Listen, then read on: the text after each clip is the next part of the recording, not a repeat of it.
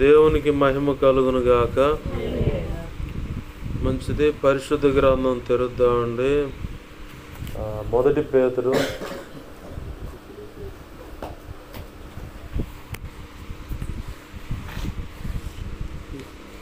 మొదటి పేతురు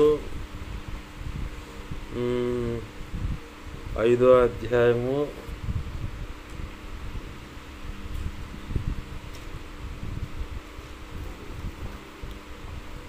6వ వచనం. మొదటి పేతురు 5వ అధ్యాయము 6వ వచనం. నేను చదువుతున్నాను, గమనించండి. దేవుడు తగిన సమయమందు మిమ్మును హెచ్చించున్నట్లు ఆయన బలిష్టమైన చేతి క్రింద దీన మనస్కులై ఉండుడి. ఆమేన్. ప్రార్థన చేసుకుందామండి. ప్రేమగల మా కన్న తండ్రి యేసయ్య, నీకు వందనాలు, కృతజ్ఞతాస్తుతులు మా ప్రభువా. అయ్యా, నీ కృపచేత మమ్మల్ని జ్ఞాపకం చేసుకోండి. ఈ స్థలాన్ని, ప్రాంతాన్ని, దేవా, ఈ గ్రామాన్ని సమస్తమును జ్ఞాపకం చేసుకోండి ప్రభువా. అయ్యా, ఇదిగో తండ్రి, మీరు మా మధ్య ఉన్నందుకు కృతజ్ఞతాస్తుతులు. మా ప్రభు ఆరాధనలో మీరు తోడే ఉన్నందుకు కృతజ్ఞతాస్తుతులు. ప్రార్థనలో కూడా మీరు తోడే ఉండి చక్కగా ప్రార్థనలన్నీ జరిగించినందుకు కూడా నీ కృతజ్ఞతాస్తుతులు. అయా, మా ప్రతి ప్రార్థనకు సమాధానం ఇచ్చి అది అనుభవించేలా చేసినందుకు కూడా నీ కృతజ్ఞతాస్తుతులయ్యా. అయా, కనికరించండి ప్రభువా, సహాయం చేయండి అయ్యా. ఇదిగో తండ్రి, మీరు ఇచ్చిన ఈ లేఖనాన్ని దేవా విరవండి ప్రభువా. దాని చాటును మీరు దాచి ఉంచిన మాకు అవసరమైనటువంటి శ్రేష్టమైన ఉపదేశం ఏమైతే ఉన్నదో అయ్యా, మాకు అవసరమైన ఉపదేశం ఏదైతే ఉన్నదో అది మాకు ఇదిగో తండ్రి అందించండి ప్రభువా. అయ్యా, మాకు బోధించండి. మీ పక్షం వహించిన మీ దాసు నోట మీ మాటలు ఉంచి అయ్యా, నీ శ్రేష్టమైన సంగతులన్నీ ఉంచి మీ దాసు నోటిని మీ నోటి బొరగా మార్చి నీ బలమైన వాక్శక్తినిచ్చి ప్రభువా, మీరే నాతో మాతో అందరితో సూటిగా తేటగా స్పష్టంగా మీరు మాట్లాడండి. మా అందరికి వినగలిగిన చెవును, గ్రహించగల మనసును, లోబడి హృదయాన్ని వాక్యానుగుణంగా జీవించే కృపను, హృదయ సున్నతిని, దిద్దుబాటు మనసును, నేర్చుకునే శుభగుణ లక్షణమును మాకు దయచేసి నిత్యత్వము చేరు పర్యాంతం వరకు నిత్యం నీ పాదశలను శిష్యరికము చేస్తూ శిష్యులైన సేవక గణముగా మేము సిద్ధపరచబడి ఘనమైన నీ సేవ నిమిత్తమై దిగాంతల వరకు వెళ్ళి నీ సేవ చేసి సంపూర్ణ సిద్ధి పొంది నీ చిత్తంలో ప్రతి ఒక్కరిని సంపూర్ణులుగా చేసి క్రీస్తు న్యాయపీఠం ఎదుట నిలవబెట్టి ఆనాడు నీ చేత మెప్పు, ఘనత, మహిమ, బహుమతులు పొందుకొని బడా మంచి దాసుడా, బడా మంచి దాసురాలని నీ చేత మెప్పు, ఘనత, మహిమ పొందుకొని నిత్యత్వంలో ప్రవేశించి వధువులో నువ్వు నిర్ణయించిన ఉన్నత స్థానంలో నిలిచి యుగ యుగాలు నీతో కలిసి అత్యున్నత సింహాసనాసీనులమై అయా, ఇదిగో తండ్రి, నీతో కలిసి యుగ యుగాలు నిత్యరాజ్య పరిపాలన చేసి నిన్ను మహింపరచుకునే భాగ్యం కలుగునట్లుగా ఈ భూమి మీద నువ్వు నిర్ణయించిన పని యావత్తు సమర్థవంతంగా సంపూర్తి చేసి నిన్ను మహింపరచున్నట్లుగా అలాగనే మా జీవితంలో ఇప్పుడు మాకు అవసరమైన సంగతులు ఏమైతే ఉన్నాయో అవన్నీ మాకు అర్థమైనట్లుగా దేవా ఈ వాక్యపు కాంచులో నుంచి నాతో మాతో మీరు మాట్లాడమని అయా, ఉపదేశాన్ని అడ్డగించాలని చూస్తున్నది దుష్టుడు, వాడి దూతలైనా చీకటి అంధకార శక్తులైనా ఈ ప్రాంతంలో పూజలు అందుకుంటున్నటువంటి దేవి దేవతలు దేవుళ్ళు అనబడినవి, కులానికి సంబంధించిన దేవి దేవతలు దేవుళ్ళు అనబడినవి అయినా లేదా వశీకరణ లేదా చిల్లంగి, బాలమణి, చేతబడి, క్షుద్రపులు, కోడ శక్తులని ఇట్లా వీటి ఎదుట హోమ, యజ్ఞ, చండియా, మహాచండియాగా అయ్యా, ఇదిగో తండ్రి, గుప్తను తీసే మాంత్రికులు కానీ కాంతార, అఘోర ఖాళీలని, అఘోర నాగసాధువులని రిఖాందాల షరా వా వా వా వా నా దేవా దేవా, ఇక అవి ఎంత ప్రమాదకరమైన మాంత్రికులు అనుకున్న వారు ప్రయోగిస్తున్న ఏవైనా సరే మేమంతా కలిసి యేసు నామములో నీవు నాకు ఇచ్చిన అధికారం చొప్పున నీ మహాపునరుద్ధాన శక్తి ద్వారా వాటినోటి ప్రభువుని బంధిస్తున్నాం. విసిరినిచ్చిన నరకానికి విసిరి కొడుతున్నాం. అక్కడే వాటి ప్రభు ఇప్పుడు యేసు నామములో నీ మహాపునరుద్ధాన శక్తి ద్వారా లయమైపోను గాక. 18వ కీర్తన 4-5 వచనాలు దేవ చెప్పబడ్డవి ఏమైనా ఉన్నట్లయితే మా విషయంలో కానీ ఇక ముందు ప్రార్థనలు ఏకమించబోతున్న వారి విషయంలో కానీ ఉన్నట్లయితే 18వ కీర్తన 8వ వచనం 2వ భాగాన్ని బట్టి నీ నోటి నుంచి వస్తున్న అగ్నితో వాటి ప్రభు యేసు నామములో కాల్చివేయబడును గాక, అవి లయమైపోవును గాక, అటు బంధకాల నుంచి విడుదల కలుగును గాక.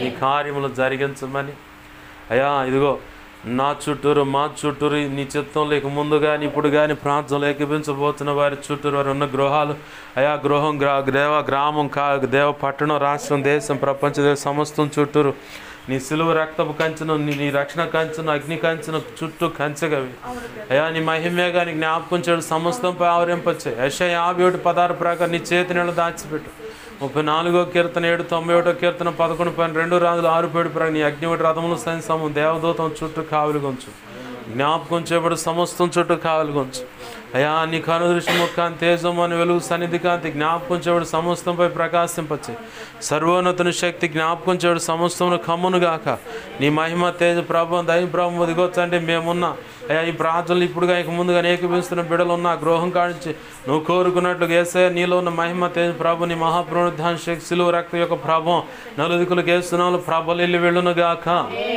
నిద్రమొప్పు పరధ్యానం అలసట చేదర విసుగు ఏసునాములు బంధిస్తున్నాం లయపరుస్తున్నాం ప్రభువా దానికి సంబంధించిన దురాత్మలు ఏవి ఇక్కడ పని చేయకూడదు ఏసునాములు అయ్యా నీ గొప్ప కార్యాలు జరిగించమని నాతో మాతో మీరు ఉండమని ప్రభువా మాకు బోధించమని బలపరచమని బతిమలాడుతున్నాము అయ్యా అయ్యా అయ్యా అయ్యా కనికరించండి అయ్యా దేవా ఇదిగో తండ్రి నా చుట్టూరు మా చుట్టూరు మీరు ఉండండి ప్రభా అయ్యా ఇదిగో తండ్రి జకర్యా గ్రంథం 2:5 ప్రకారం నీవే అగ్ని ప్రాకారమే జ్ఞాపకం చేయడం సమస్తం చుట్టూ నిలబడి స్తుతి సింహాసనాసనుడు మార్చండి సీనాయ పర్వతంగా మేమున్న దేవ ఈ ప్రాంతంలో ఎగిపిస్తున్న బిడలున్న గృహాలను మార్చండి ప్రభు ప్రాంతాలను మార్చండి ప్రభు మీరు చూడండి నడిపించండి మీ పక్షం వహించిన నేను బలహీనుడను ఎంత బలహీనో నీకు బాగా తెలుసు నీ దేవాన్ని దేవా ఇదిగో నీ మీద అనుకున్న నీ కృప మీద ఆధారపడ్డాను అయ్యా నా సమస్త విధేయతలు అతిక్రమ దోషాలు పాప దోషాలు ఆజ్ఞాతిక్రమలు ఒప్పుకుంటున్నాను నువ్వు కోరుకున్న పరిశుద్ధత నాకు దయచి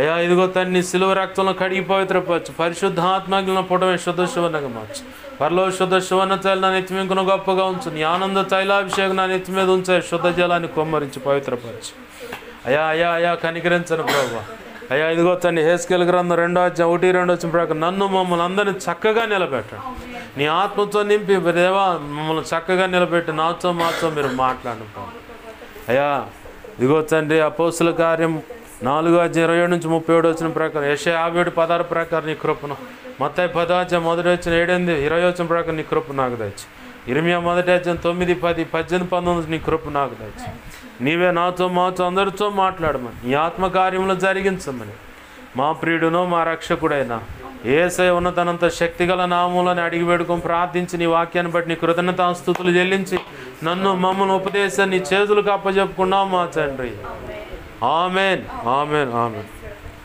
ప్రభునందు సమకూడిన మీ అందరికీ ప్రభు అయిన యేసుక్రీస్తు వారి పేరట నా హృదయపూర్వకమైన వందనాలు అందరికీ వందనాలు ఇది చాలా ప్రాముఖ్యమైన సమయము ఎందుకంటే ఆన్లైన్ అంటే చక్కగా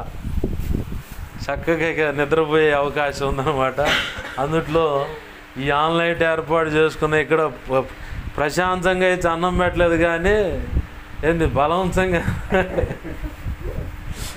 చక్కగా ఆహారం తీసుకొని ఉన్నాం కొద్ది నిమిషాలే ఎక్కువ సమయం కూడా తీసుకోను ప్రభు కృపలో కొద్ది నిమిషాలే మీకు దేవుడు చెప్పాలనుకున్న విషయాలను దేవుడే అందిస్తాడు నా మటుకైతే నేను అందించినవి ప్రారంభం నుంచి నా ప్రభు నాకు నేర్పిన అనుభవం ఏంటంటే ఎల మీదకు పోయిన తర్వాత యుద్ధం ఆ యుద్ధము ఎల మీదకు పోయిన తర్వాత యుద్ధం ఎంత ఆ యుద్ధంలో ఉపయోగపెట్టాల్సిన ఆయుధాలు ఏమేంటి అప్పటికప్పుడే వస్తాయి అన్నమాట ముందుగానే కత్తి కనుక నూరుకొని నూరుకొని లేదంటే సాగ కొట్టించి సాన పట్టించి వ్యవహారాలు ఈ సెక్షన్ లేవు ఎల మీదకు పోయిన తర్వాతనే అనమాట యుద్ధం ఎంత తీవ్రతగా ఉంటుంది ఏ ఆయుధాన్ని వాడాలో అక్కడ శత్రు విషయంలో కానీ ఆ దేవుని బిడ్డలకు అందించే విషయంలో అయినా వాక్యం అనే ఆయుధం వాక్యం ఏమైంది 2 అంచుల వాడి అనే ఖడ్గం అని ఉంది ప్రకటన గ్రంథం 1వ అధ్యాయంలో ఒక మాట ఉంది ఆయన నోటి నుంచి 2 అంచుల వాడి అనే ఖడ్గం బయలు వెళ్ళుచుండెను అని ఉంది అలాగనే హెబ్రీ 4:12 కూడా 2 అంచుల వాడి అనే ఖడ్గమై మూలుగులు విభాగిస్తూ లోపలకు జొచ్చుకొని పోతుంటారు ఆ వాక్యం అట్లనే సమకూడిన మీతో నాతో కూడా అందరితో దేవుడు మాట్లాడతాడు ఆమేన్, హల్లెలూయా. ప్రభునందు ప్రియమైన దేవుని బిడ్డ గమనించండి, ఇక్కడ చదువుకున్న లేఖన భాగంలో ఏముందంటే, మీరు దేవుడు తగిన సమయం ముందు మిమ్మల్ని హెచ్చించినట్లు ఆయన బలిష్టమైన చేతి క్రింద దీన మనస్కులై ఉండండి. ఆమేన్, హల్లెలూయా. దేవుడు తగిన సమయం ఉందంట మనల్ని హెచ్చించడానికి. అంటే మన జీవితాల్లో ఆశీర్వాదమైన, ఒక గర్భఫల విషయమైన, ఒక జాబ్ కొట్టే విషయమైనా, వ్యాపారంలో వర్ధలతైనా, రెక్కల కష్టార్జితము ఆశీర్వదింపబడటమైనా, కుటుంబము కూడా సస్యశ్యామలంగా సమాధానముతో దేవుని కృపలో దైవ సంబంధమైన ఆనందంతో వర్ధిల్లేందుకు కూడా ఒక సమయం ఉంది. అయితే సేవకైనా సరే మనం కొన్ని గోల్ పెట్టుకుంటాం, కానీ ఆయన తగిన సమయంలో హెచ్చిస్తానన్నాడు కాబట్టి ఆ సమయప్పుడు అరకు కూడా, ఆ సమయం దాకా కూడా నేను ప్రార్థన చేయను, వాక్యం చదవను, మేరా జిందగీ మేరా హయాల్ అని చెప్పని నా జీవితం నా ఇష్టం, ఇక అట్నే నడుచుకుంటా పోతానంటే మనం ఏమీ పొందుకోలేం. అయితే ఆయన బలిష్టమైన చేతి క్రింద దీన మనస్కులే ఉండాలి. అది కూడా ఆయన చిత్తంలో ఒక తగిన సమయం ఉంది. ఆ సమయం వరకు కూడా మనం వేచి ఉండడానికి కూడా నిరీక్షణ కలిగి ఉండాలి. నిరీక్షణ లేకపోతే, ఒక విషయమై ఆశ లేకపోతే నిరీక్షణ పుట్టదు, విశ్వాసం పుట్టదు, ఓర్పు అనేది పుట్టదు, పట్టుదల అనేది కలగదు. ఏంది? ఒక విషయమై ఆశ కలిగి ఉంటేనే నిరీక్షణ పుట్టుతుంది. ఏదైతే నువ్వు నీ జీవితంలో దేవుడు నిర్ణయించింది ఏమైతే ఉన్నదో, నువ్వు దేవుని సన్నిధిలో ఏదైతే కావాలనుకొని ఆశపడుతూ ఆయన పాదాలు పట్టుకొని పెనుగులాడుతున్నామో, వాటి విషయంలో ఒక ఆశ కలిగి, పట్టుదలతో, మెలకువ కలిగి ప్రభు కృపను బట్టి శోధనలో ప్రవేశించకుండా ఆయన పాదాలు పట్టుకొని ప్రార్థన చేస్తూ, వాక్యం చదువుతూ, ఆయన వైపే చూస్తూ తగిన సమయం కోసం వేచి చూడాలి. వేచి చూసే వాళ్ళ విషయంలో ప్రభు చాలా చక్కగా, చాలా ఇష్టంగా వారి విషయమై ఆయన కదులుతూ ఉంటాడు. ఆమేన్, హల్లెలూయా. వేచి చూసేది ఎందుకు అంత అవసరం ఏముంది? ప్రభు ఇప్పుడు చేయాలనుకుంటే చేయడంటే చేస్తాడు. నీ విశ్వాసాన్ని బలపరచడానికి, నువ్వు కదిలిపోకుండా స్థిరంగా ఉండటానికి కొన్ని మెరుపు లాంటి అద్భుతాలు చేస్తాడు. ఆమేన్, హల్లెలూయా. ఎందుకు అవి చేసేదంటే నువ్వు దారి తప్పిపోకుండా. అయితే నీకు ఇవ్వాలనుకున్న అసలు ఆశీర్వాదం అంతే ఉంది. దాని విషయంలో నేనేం చేస్తాడంటే వెయిటింగ్ లిస్ట్లో పెట్టడానికి ప్రభు ఇష్టపడతాడు. వెయిటింగ్ లిస్ట్లో ఎందుకు అంత అవసరం ఏముంది?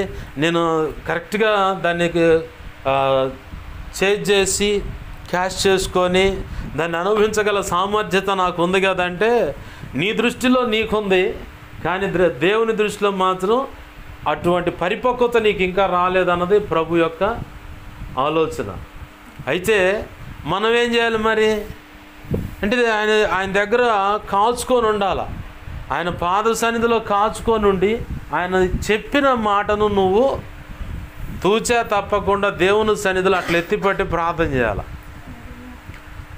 2024 సంవత్సరంలో నీ కోసం కానీ, నీ బిడ్డల కోసం కానీ, కుటుంబం కోసం కానీ, ఏదో ఒక కోణంలో ఎవరో ఒకరి కోసం ఖచ్చితంగా వాగ్దానం తీసే ఉంటావు. ఆ వాగ్దానాన్ని దేవుని సన్నిధిలో అట్ట పట్టుకొని, అయ్యా నాకు ఈ సంవత్సరం నా కుటుంబం కోసం ఈ వాగ్దానం ఇచ్చు, నాకు ఈ సంవత్సరం నాకు ఈ వాగ్దానం ఇచ్చావు, ఇదిగో ప్రభువా ఈ వాగ్దానం నా కుటుంబం పట్ల నెరవేర్చు, నా జీవితం పట్ల నెరవేర్చు, నా కుటుంబ సభ్యులకి ఈ వాగ్దానాలు ఇచ్చే వారి పట్ల నెరవేర్చని ప్రార్థన డైలీ చేసిన వాళ్ళు ఎంతమంది ఉన్నాం? డైలీ ఏనా ప్రార్థన నీకు ఇచ్చిన ఈ 2024 సంవత్సరంలో నా మట్టుకు నేను చెప్పగలను, నేను డైలీ ప్రార్థన చేసుకుంటాను. ఎందుకంటే దాన్ని నేను అనుభవించా. నిరీక్షణతో దేవుని పాదాలు పట్టుకొని ఆ వాగ్దానాన్ని ఎత్తిపడతామంటే ఆ వాగ్దానం యొక్క అది ఉంటుంది కదా రిసిప్ట్, అంత కార్డు ముక్క పట్టుకొని అట్ట పట్టుకొని ఎత్తిపట్టి ప్రార్థన చేయటం కాదు. ప్రభువా ఇదిగో ఈ సంవత్సరం ఈ వాగ్దానం ఇచ్చావు. 2015వ సంవత్సరం జనవరి మాసంలో నేను 28వ తారీఖు బాప్తీస్ అనుభవంలోకి వచ్చా. 2015 జనవరి 28వ తారీఖు. అయితే 2016 న్యూ ఇయర్ టైంలో వాగ్దానం వచ్చింది. ఏం వాగ్దానం వచ్చిందంటే నేను మిమ్మును మీ పిల్లలను పోషించేదన్నాను. ఆ సంవత్సరం సంఘంలో అందరూ కూడా, నాకు తెలిసిన వాళ్ళు అందరూ కూడా, ఆహా ఈ సంవత్సరం దానియాలు పెళ్ళి అయిపోద్ది అన్నారు. పెళ్ళి అయిపోవటమే కానీ ఇది ఈ వాగ్దానం ఇది ఎట్టొచ్చిందని, ప్రభు ఇట్ట కాదని చెప్పి మళ్ళీ ఆ కంజర్లో పెట్టిన ఉంటాయి వాగ్దానాలు మళ్ళీ వచ్చి ప్రార్థన చేసుకొని బయటికి తీర్చే. ఈసారి ఏమొచ్చిందంటే నేను మిమ్మును మీ పిల్లలను వృద్ధి పొందించాను. ఎవ్వరు ఈ రెండు చూపించా పాస్ట్ కానీ డౌట్తో తీసివా అన్న అంటే ఒకసారి చేసి తినవా అయిందా ఏంది ఒకసారి చేసి తినవా అన్న. వెంటనే ఆ సంవత్సరం ఆ వాగ్దానం ఎందుకు ఇచ్చావు ప్రభు అని చెప్పిన ప్రార్థనలు, అయ్యా ఈ సంవత్సరం ఇదిగో నా కుటుంబం కోసం కానీ నా కోసం కానీ, అప్పుడు కుటుంబం కోసం తీసేవాడిని కదా, నా కోసమే తీసేవాడిని, నా కోసం వాటికి తీసుకొని ఆ వాగ్దాన్ని ఎట్టెత్తి పెట్టేవాడిని. అంటే ప్రభువా ఈ 2016 సంవత్సరంలో ఈ వాగ్దానం ఇచ్చాను, నేను మిమ్మును మీ పిల్లలను వృద్ధి పొందించదని, నేను మిమ్మును మీ పిల్లలను పోషించదని వాగ్దానం ఇచ్చావుగా, ఆ వాగ్దానం నా జీవితంలో నెరవేర్చు, నా కుటుంబంలో నెరవేర్చని అలా ఎత్తిపట్టి ప్రార్థన చేయాలి. అది మనం మిస్ అయ్యాం, ఇప్పుడు చాలా కోల్పోయాం. 2018లో అడ్డుకుంటా 18లోనే అడ్డుకుంటా ఒక వాగ్దానం ఇచ్చాడు. అది ఏ వాగ్దానం అంటే నిత్యుడగు దేవుడు నీకు నివాసస్థలముగాను ఆయన బాహువులు నీ క్రింద నుండనని చెప్పని ద్వితీయోపదేశకాండం 30వ అధ్యాయం అట్టుకుంటుంది. 33వ అధ్యాయము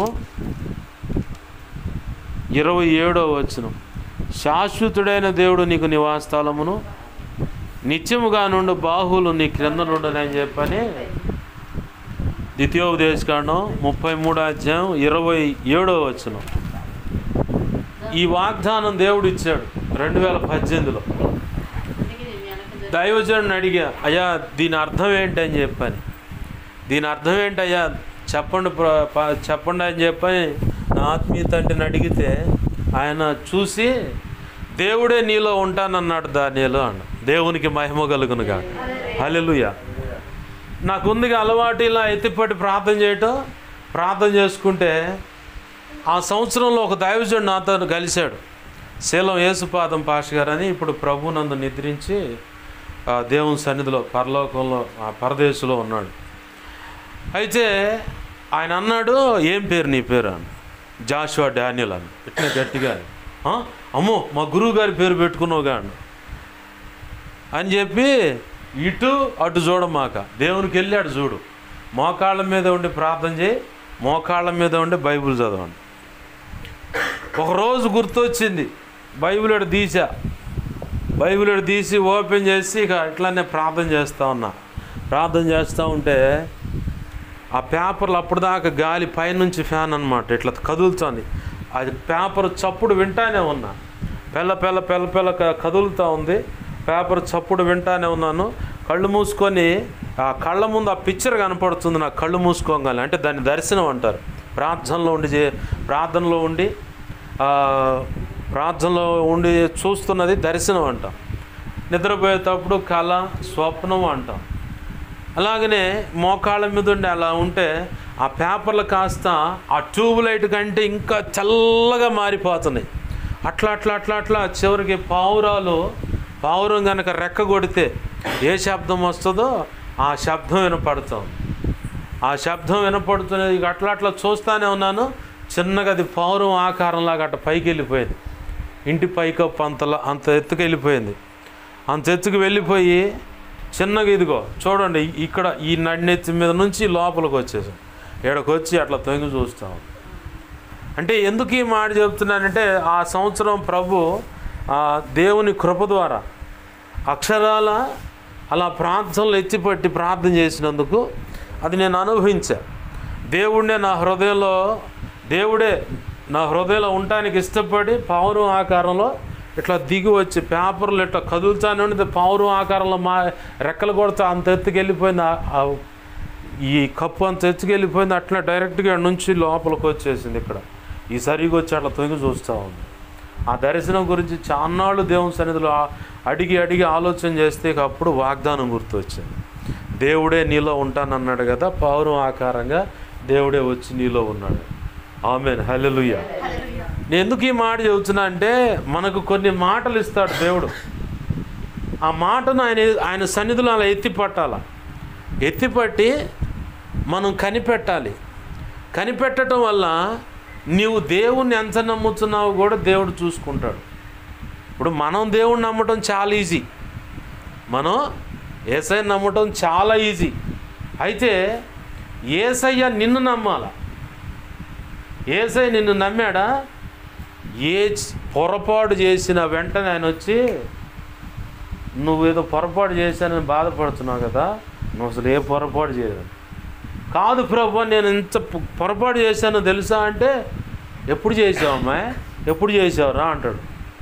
ఇదేంది ప్రభు, నీ ముందే కదా ప్రభు ఇంత పెద్ద పొరపాటు చేయొచ్చు అంటే, నాకేం కనపడచలా, నీకేమైనా కనపడుతున్నాయా అంటాడు ఆయన. నీకు కనపడుతున్నాయో కానీ నాకు కనపడచలా.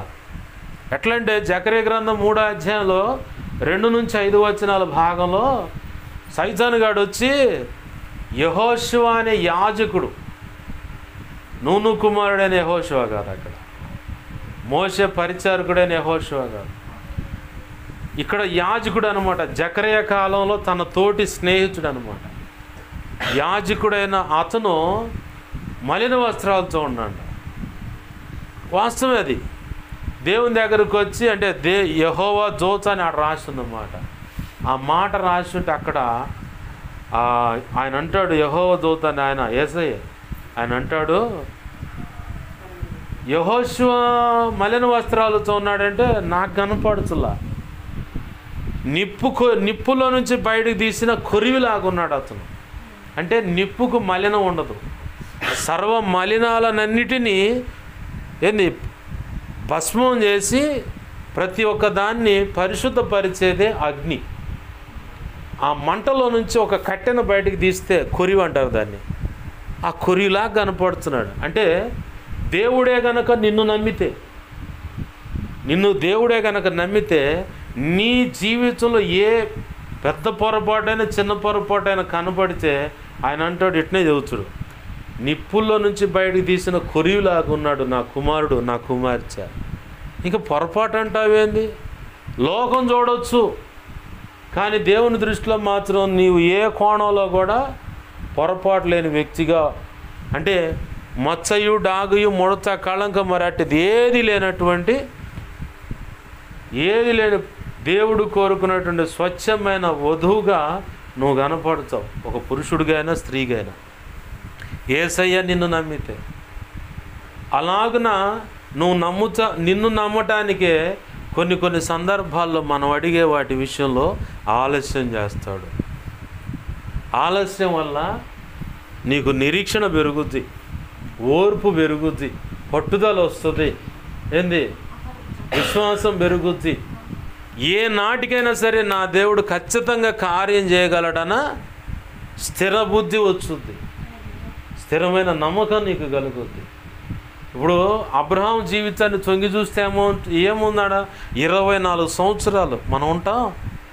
పొరపాటును కూడా యేసయ్య వందనాలు, ఇక మేము సర్దుకుంటున్నామని చెప్పని అర్థం. అవునా? 24 సంవత్సరాల నిరీక్షణ అంటే సామాన్యమా? ఆయన ఒక్కటే పట్టుకున్నాడు, దేవుడు నాకు ఇదిగో ఈ కనాను దేశాన్ని నాకు నా సంతానానికి ఇస్తానన్నాడు. ఆ మాట పట్టుకున్నాడు. ఇక ఆ మాట ప్రకారం ఇక ఆయన ప్రార్థన చేయడం మొదలుపెట్టి ఆడికి పోయిన బలిపీఠం కడుతాను, ప్రార్థన చేస్తాను. మనం చేయాల్సింది ఏంటంటే ఆయన తగిన సమయం ముందు హెచ్చించున్నట్లుగా మనము ఆయన చేతి రెక్కల కింద దీన మనస్కులమై ఉండాలి. తగిన సమయం అది మనందరికీ చాలా విలువైంది.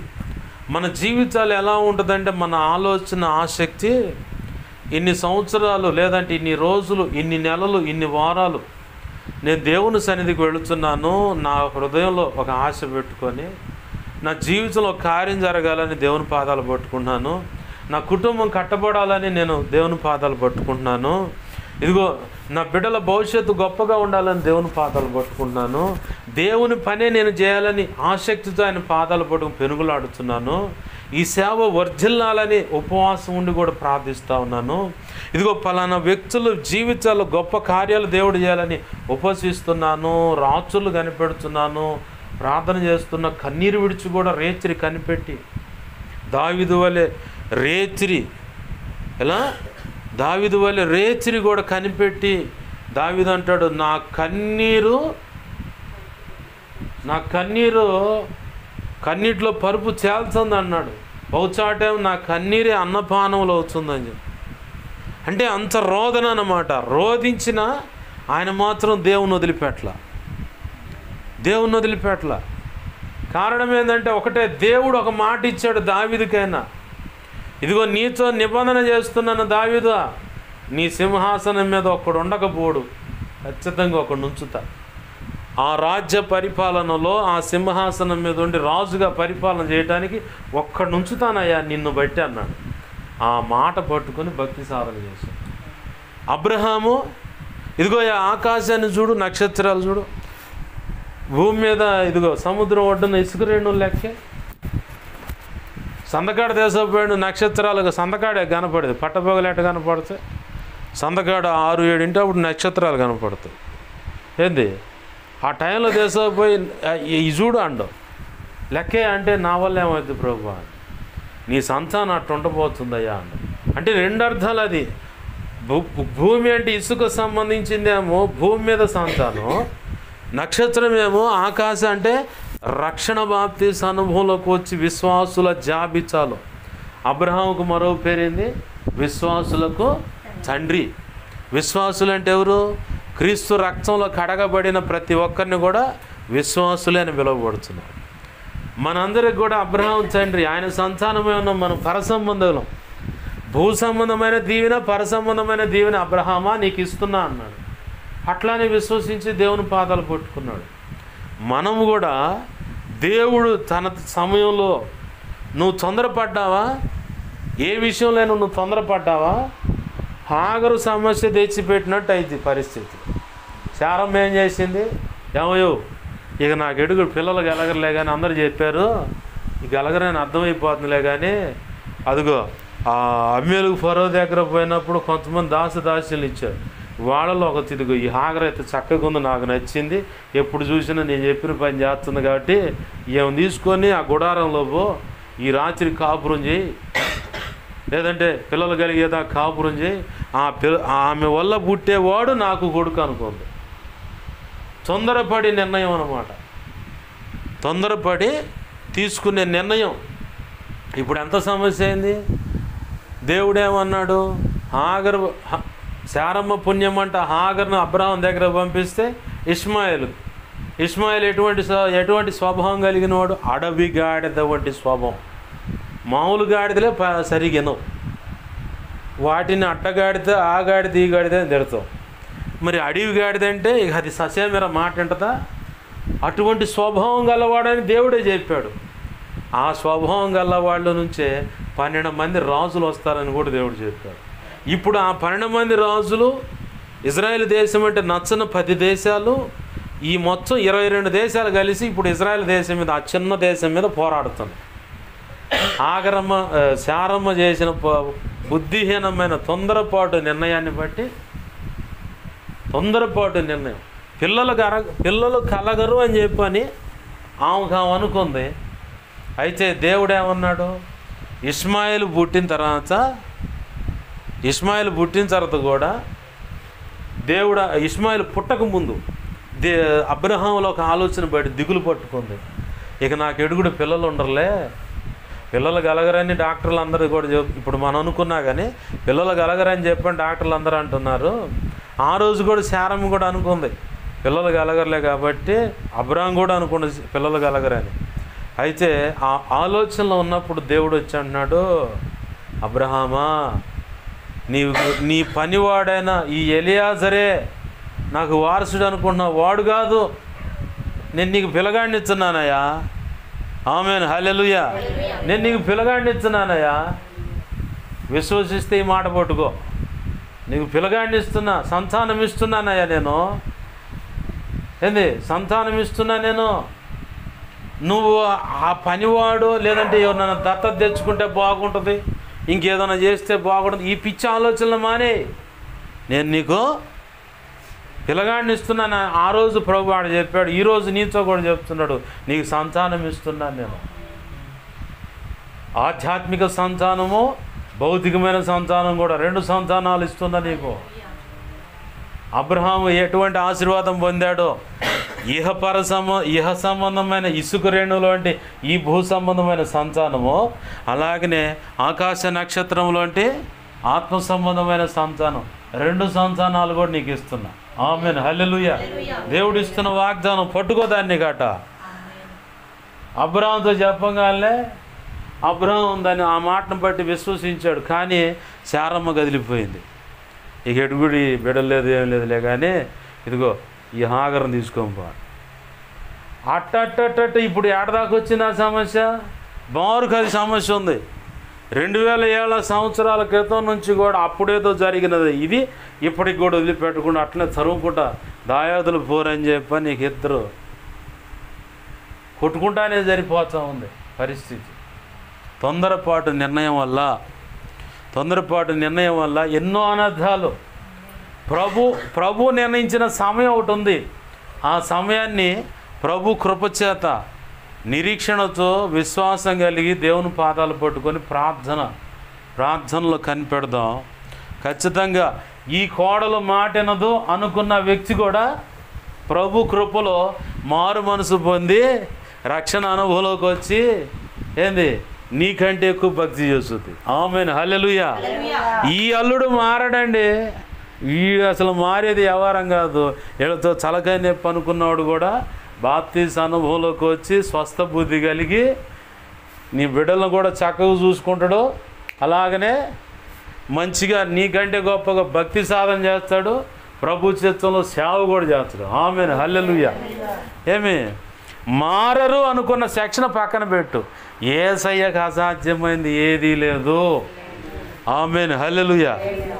నువ్వు నమ్మితే చెవిటిదైన మోగదేయం పట్టిన ఒక బాలుడిని ఏసై శిష్యుల దగ్గరకు తెచ్చారు. మొదటిగా తెస్తే ఏమైంది?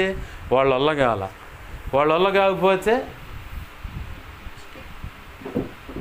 కాకపోతే యేసుప్రభు రాగానే నీ వల్ల ఏమన్నా ఇద్దా. ఏసై నెక్స్ట్ ఎమ్మని ఏం ప్రశ్న వేసాడు? నువ్వు నమ్ముతున్నావా? నీ శిష్యుల దగ్గర పంపిస్తే తీసుకొస్తే వాళ్ళ వల్ల కాల, కొండ దిగి వచ్చావు కదా, నీ వల్ల ఏమైనా అయిద్దా అను. పిల్లగాడు తండ్రి, నా వల్ల అయిద్దో లేదో అని మనసులు అనుకొని ముందు నువ్వు నమ్ముతున్నావా చెప్పాడు. ఎమ్మన్న తండ్రి అన్నాడు, నాకు అపనమ్మిక కలగకుండానట్లు, అంటే అల్ప విశ్వాసం, నమ్మకపోవటానికి కారణాలు ఉన్నాయి. ఆ కారణాలు ఏవీ లేకుండా అపనమ్మిక అనేది కలగకుండా నమ్మకం కలుగునట్లుగా నువ్వు కార్యం చేయవయ్యా. అంటే నువ్వు నమ్మితే దేవుని మహిమను చూస్తావు అన్నాడు. నువ్వు నమ్మితే సమస్తం సాధ్యం అన్నాడు. అట్లానే అక్షరాల తండ్రి నమ్మాడు. దాన్ని ఆ బిడ్డ జీవితంలో దేవుని యొక్క అద్భుత కార్యాన్ని చూశాడు, దాన్ని అనుభవించాడు. ఆ తర్వాత యేసయ్యను బట్టి తండ్రి అయిన దేవుని మహిమపరిచాడు. ఆమేన్, హల్లెలూయా. నువ్వు కూడా దిగులు పడాల్సిన పని లేదు. వీళ్ళు మారరు, ఈ అమ్మాయి మారదండి.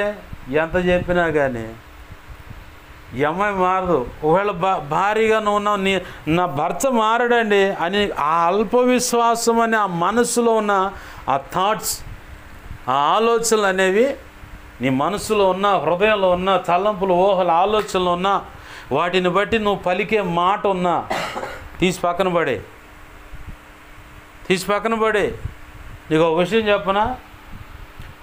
ఓ తల్లి, అమ్మా మీ అంత వయసే ఉంది ఒక తల్లికి, రోజు మందిరానికి పోతే బలిపేట ఎదురుగా బాగా దగ్గరగా పాస్టర్ గారు ముందే వరుసలోనే కూర్చుంటుంది, శ్రద్ధగా వాక్యమంతా వింటున్నావా? శ్రద్ధగా వాక్యమంతా విని అంతా అయిపోయిన తర్వాత పాస్టర్ గారు ఈరోజు భలే చెప్పారు పాస్టర్ గారు వాక్యం అని, ఈరోజు భలే చెప్పారు పాస్టర్ గారు వాక్యం అని. అయితే నువ్వు కాదు చెప్పింది వాక్యం, మా అబ్బాయి. ఆ బలిపీఠం మీద ఎట్టబడితే అట్ట తాగుడు చండాలంగా తిరిగే భర్తను, క్షమించండి, తన కడుపును పుట్టిన బిడ్డను చూస్తుంది. ఎట్లా? తాగుబోతుగా తిరుగుబోతుగా కాదు, జులాయిగా కాదు, ఒక సేవకుడిగా చూస్తుంది. ఏ దృష్టితో? విశ్వాసపు నేత్రాలతో. విశ్వాసపు నేత్రాలతో దేవుడు తగిన సమయం ముందు కార్యం చేయగలడన్న నమ్మకంతో దేవుని పాదాలు పట్టుకొని పెనుగులాడుతుంది. అలాగనే దేవుని సన్నిధిలో పోయి వాక్యం అంతా దైవజనుడు చెప్పి అంతా ఈయన అయిపోయిన తర్వాత ఇవాళ ప్రతి వారం అదే మాట చెప్పొద్దంట, పాస్టర్ గారు ఇవాళ భలే చెప్పారు వాక్యం అంటదంట. వెంటనే అయితే నువ్వు కాదు వాక్యం చెప్పింది మా అబ్బాయి. చుట్టుపక్కల చూసేవాళ్ళంతా ఎలా ఉందంటే పరిస్థితి తెక్కలది. కొడుకు దారి తెప్పి తిరుగుతుంటే వాడేమో తాగుపోతాడు, ఇంటికి ఒక రాగానే రావట్లేదు. వాడు తిరిగే తిరుగుని బట్టి ఆలోచించి మైండ్ పోయినట్టుంది ఈ పెద్ద ఆవిడకి, అందుకే ఇట్లా మాట్లాడుతుందని అందరూ అనుకున్నారు, అందరు కూడా మాట్లాడుకున్నారు. అయితే కాలక్రమంలో ప్రభు యొక్క మహా ఉచిత కృప, సేవకులు ఇటొచ్చే ఆ గొంతుని ఆ దారిని పడిపోయేవాడంట. అట్లాంటి వ్యక్తి, తాగుడికి బానిసైన వ్యక్తి, బయలుదారి మేస్త్రి. వింటున్నావా? ఓ రోజు వచ్చింది, తండ్రి సన్నిధిలో షాలేమన్నయ్య చేతుల మీద బాప్తిజం పొంది అదే పరిచర్లో ఆ బ్యానర్ మీదే 2 చోట్ల సేవ చేస్తుంది. ఆమేన్, హల్లెలూయా.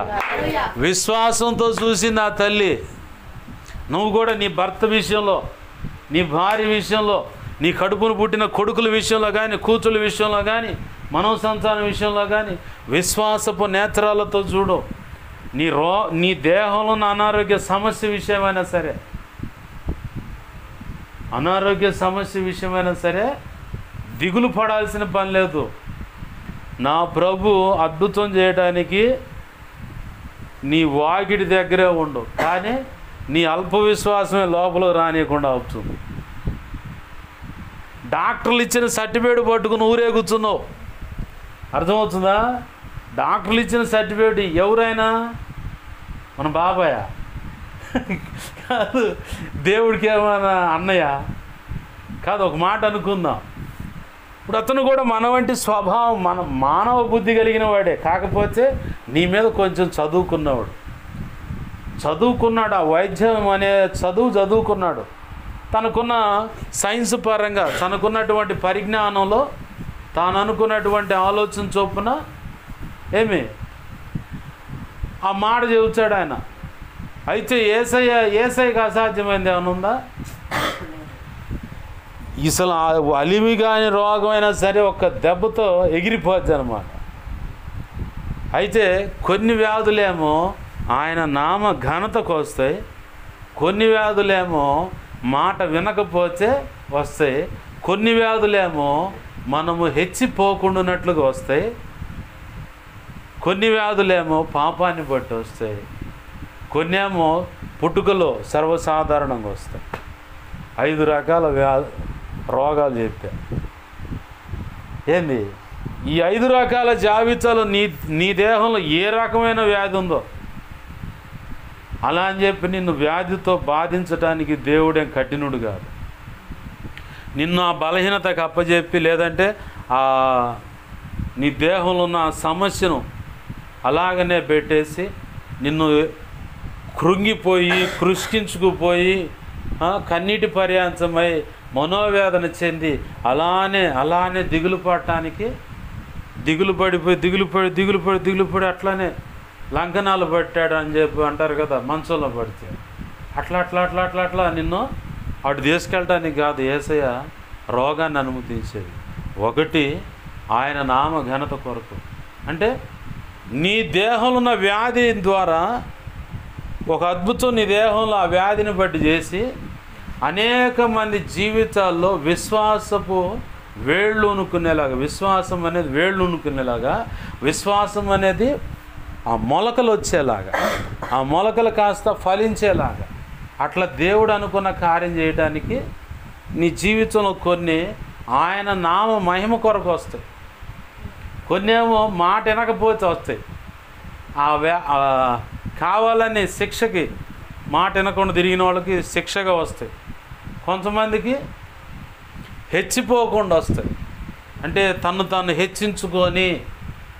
పౌలు భక్తుడు ఏమన్నాడు, ముమ్మారు నేను మొరపెట్టానయ్యా, వెన్నుపోసలో నాకు నొప్పి ఉంది, ప్రభువా తీసే, ప్రభువా తీసే, ప్రభువా తీసే అంటే నా కృప నీకు చాలు. నువ్వు బలహీనపడిన సమయంలో నా కృప ద్వారా నువ్వు బలవంతుడిగా మార్చబడతావు. క్రీస్తు యొక్క శక్తి నా మీద నిలిచిండు నిమిత్తము నా బలహీనతల యందే నేను బహుగా సంతోషిస్తున్నాను అన్నాడు. అంటే పౌలు భక్తుడు 5 వచనాలు, నాకు విశేషమైన కృపావరాలు, లేఖన ఆత్మ ప్రత్యక్షతలు, అనేక సంగతులు నాకు తెలిసి ఉంటాయని బట్టి భాషలు మాట్లాడటం, ప్రవచించటం, ఆత్మలో ప్రార్థన, పాట పాడుతాడు. ఆత్మలో కూడా మనసుతో పాడేదను, ఆత్మతో పాడేదను, మనసులో ప్రార్థన చేసేదను, ఆత్మలో కూడా ప్రార్థన చేసేదని అన్నాడు పౌలు గారు. ఏంది విశేషమైన కృపావరాలు ఉండుట చేతని ఒక్కొక్కరు హెచ్చిపోకుండా. అప్పుడప్పుడు నన్ను కూడా అట్ట అంటూ ఉంటాడు, ఎందుకంటే ఆయన ఇచ్చిన కృపావరాలను బట్టి, ఎందుకయ్యా నన్ను ఇట్లా ఎందుకు ఇలా నలుపుతున్నావంటే, నువ్వు హెచ్చిపోకుండా ఉండటానికి, నీకున్న కృపావరాలను బట్టి నువ్వు హెచ్చిపోకుండా జాగ్రత్తగా ఉండటానికే నేను అలా నిన్ను బలహీనపరుస్తున్నా, అలా నలుపుతున్నాను. ప్రభునందు ప్రియమైన దేవుని బిడ్డ గమనించండి, నీ వ్యాధిని బట్టి బాధపడమాక. వ్యాధి ఉన్నా, ఇరుకు ఇబ్బంది ఉన్నా, ఆర్థిక సమస్యలైనా, అప్పుల బంధకాలైనా, అవి కోర్టు సమస్యలైనా, పోలీస్ స్టేషన్ సమస్యలైనా, ఏదైనా చీటింగ్ వచ్చే చిల్లర అనేటి అల్లర్లైనా, ఏదైనా సరే నువ్వు దిగులు పడాల్సిన పని లేదు. ప్రభు కృప నీకు తోడే ఉంది. ఖచ్చితంగా ఆయన ప్రతి విషయంలో కూడా పరిష్కరించుకొని తీసుకొస్తాడు. మాట ఇచ్చిన వాడు మరిచిపోయే దేవుడు కాదు. మాట ఇచ్చాడంటే దాన్ని అక్షరాలు నెరవేర్చి ఏంది నీ జీవితంలో దాన్ని నువ్వు రుచి చూసేలాగా చేస్తాడు దేవుడు. మన ప్రార్థనలు వ్యర్థమైపోతాయి అనుకుంటాం, మనం వ్యర్థమైపోవు. కాకపోతే అపవాదిగాడు మధ్యలో వచ్చి అడ్డుపడతాడు, కానీ తిరిగి మళ్ళీ అడ్డు తొలగించబడి తిరిగి మళ్ళీ దాని సమాధానం పొందుకుంటాం. ఈ కారణాన్ని బట్టి కూడా ఒక తప్పుడు మనలో తెలియకుండానే ఎందుకులే ఇంకా ప్రార్థన చేసి ఉపయోగం ఏంది అన్న మాట వచ్చింది. ఎందుకులే ఇంక ఎంత అయితే ఉపయోగం ఉంది, ఏమైనా ప్రతిఫలం ఏమైనా ఉందా, వాళ్ళు ఏమైనా మారుతున్నారా, ఇది ఏమైనా జరుగుతుందా అన్న భావన, ఆ మాటలు కూడా వస్తాయి మన నోటికి. అయితే ఇక్కడ మనం బాగా గుర్తుపెట్టుకోవాలి, ప్రతిరోజు అనుదిన ప్రార్థనలో ఇది బాగా గుర్తుపెట్టుకో. అనుదిన ప్రార్థనలో దానియేలు గ్రంథంలో మిఖాయేలు అనే దేవదూతను, గబ్రియల్ అనే దేవదూత అపవాదిగాడితో పోరాడినట్టుగా కనపడుతుంది. దానియేలు తన మనసును నిలుపుకొని 21 రోజు ఉపవాసం ఉండడానికి మోకాళ్ళు వేస్తాడు. ఆ సందర్భం చూస్తే నాకు చాలాసార్లు ఏడుపు వచ్చింది. 21 రోజు మోకాళ్ళ మీద ఉండి ఆ మనిషి అన్నం ఏం తినకుండా ఆ రకంగా భక్తి సాధన చేశాడంటే, అసలు ఏ లోపం లేని భక్తుడు ఎవరైనా కనపడితే బైబిల్లో ఆయనే అన్నట్టుగాను ఆయనే ఇక కనపడేది. దానియేలు జీవితంలో ఒక పాపం కానీ పొరపాటు కానీ కనపడ్డట్టుగా భూతత్వం వేసి ఎతికిన యేసయ్యలో కనపడదు, అక్కడ దానియేలులో కూడా కనపడదు అనిపిస్తుంది. అంత భక్తుడు. ఏంది ఆయన 21 రోజు మోకాళ్ళు వేసి ప్రార్థన చేస్తుంటే, మోకాళ్ళు వేసిన వెంటనే పరలోకం తెరవబడదు. ఆమేన్, హల్లెలూయా. మోకాళ్ళు వేసిన వెంటనే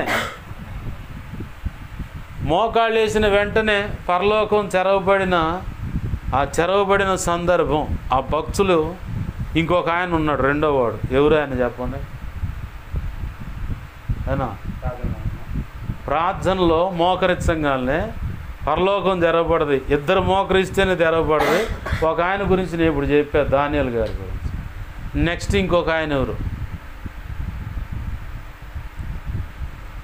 ఏమే ఓయమ్మో ఓయమ్మో ఓయమ్మో ఓయమ్మో, రాళ్లతో కొట్టబడుతున్న స్టెఫెను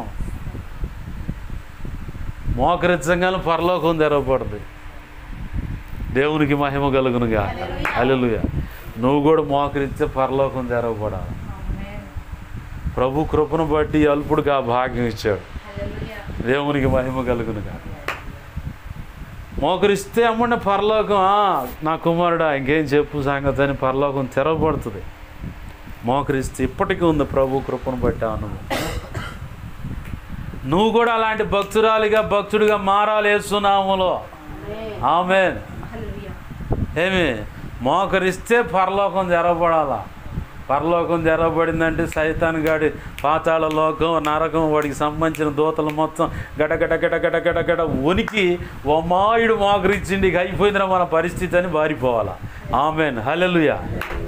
ఏంది అట్లాంటి ప్రార్థనా పరుడుగా మనం మారాలి. ఆయన ఆలస్యం చేస్తుంది, ఎందుకంటే నీ మేలు కోసమే. నీ మేలు కోరే ఆలస్యం. ఎందుకంటే నువ్వు అడగంగానే టక్మని ఇచ్చేసాడు అనుకో, ఏం చేస్తావు దాన్ని తీసుకుపోయి ఏం లేదు. పిల్లలు కనుక అరే అరే అరే అరే అరే అరే ఇట్రా ఏంది అరే కారు తెచ్చావుగా, అరే నన్ను కూడా ఆడుకొని రకురా, నువ్వు నిన్న చాక్లెట్ పెట్టలేదుగా అందుకే నేను ఇయ్యను, సరే ఉండు వచ్చను అని చెప్పని బర్ర ఇంటికి పోయి చాక్లెట్ ఏదో ఒకటి, లేదంటే కొట్టుకాడికి పోయిన ఏదో ఒకటి. ఎందుకు ఈడు ఆ బొమ్మతో ఆడుకోవాలా. ఈ బొమ్మ విలువ తెలిసినోడైతే మా నాన్న మా అమ్మ కొడతారు, నేను నీకు ఇయ్యను అని చెప్పాలి. ఆ విలువ తెలియదు కాబట్టి వాడు అడగంగానే చాక్లెట్ ఇలేదుగా అనగానే ఈడేంది ఆ బొమ్మతో ఆడుకోవాలి. దాన్ని ఎట్టన్నా కానీ ఆడుకొని సంతోషం పొందాలని కొట్టుకో ఇంటికో పోయి ఏదో ఒకటి దొరికితే తీసుకొచ్చి ఇటు చేతిలో పెట్టగానే ఇంకా ఆడుకో, అది తీసుకోగానే ఇక ఆడుకోండి. దాని విలువ తెలియదు అనమాట. మన జీవితాల్లో కూడా దేవుడు నిర్ణయించినటువంటి శ్రేష్టమైన ఆశీర్వాదం నీకు వెంటనే ఇయ్యంగానే దాన్ని నువ్వు కాపాడుకోలేవు. కొంతమంది దాంపత్య జీవితంలో తెగ వెనుగులాడుతూ ప్రార్థన చేస్తూ ఉంటారు. దైవజనుడు young holy team Rajahmundry John Wesley గారు బైబిల్ వండర్స్ అని చెప్పని ఆ సువార్త టీవీలో మధ్యాహ్నం 1 గంటకు వస్తుంది. ఆయన పెళ్లి చేసుకోవడానికి పిల్లను వెతుకుతూ ఉంటే ఆ సంఘంలోనే, అంటే అమ్మాయి అప్పటికి అమెరికాలో ఉండేది ఆమె. ఆయన అక్కడికి వెళ్ళినప్పుడల్లా వాక్యం చెప్పి వచ్చినప్పుడల్లా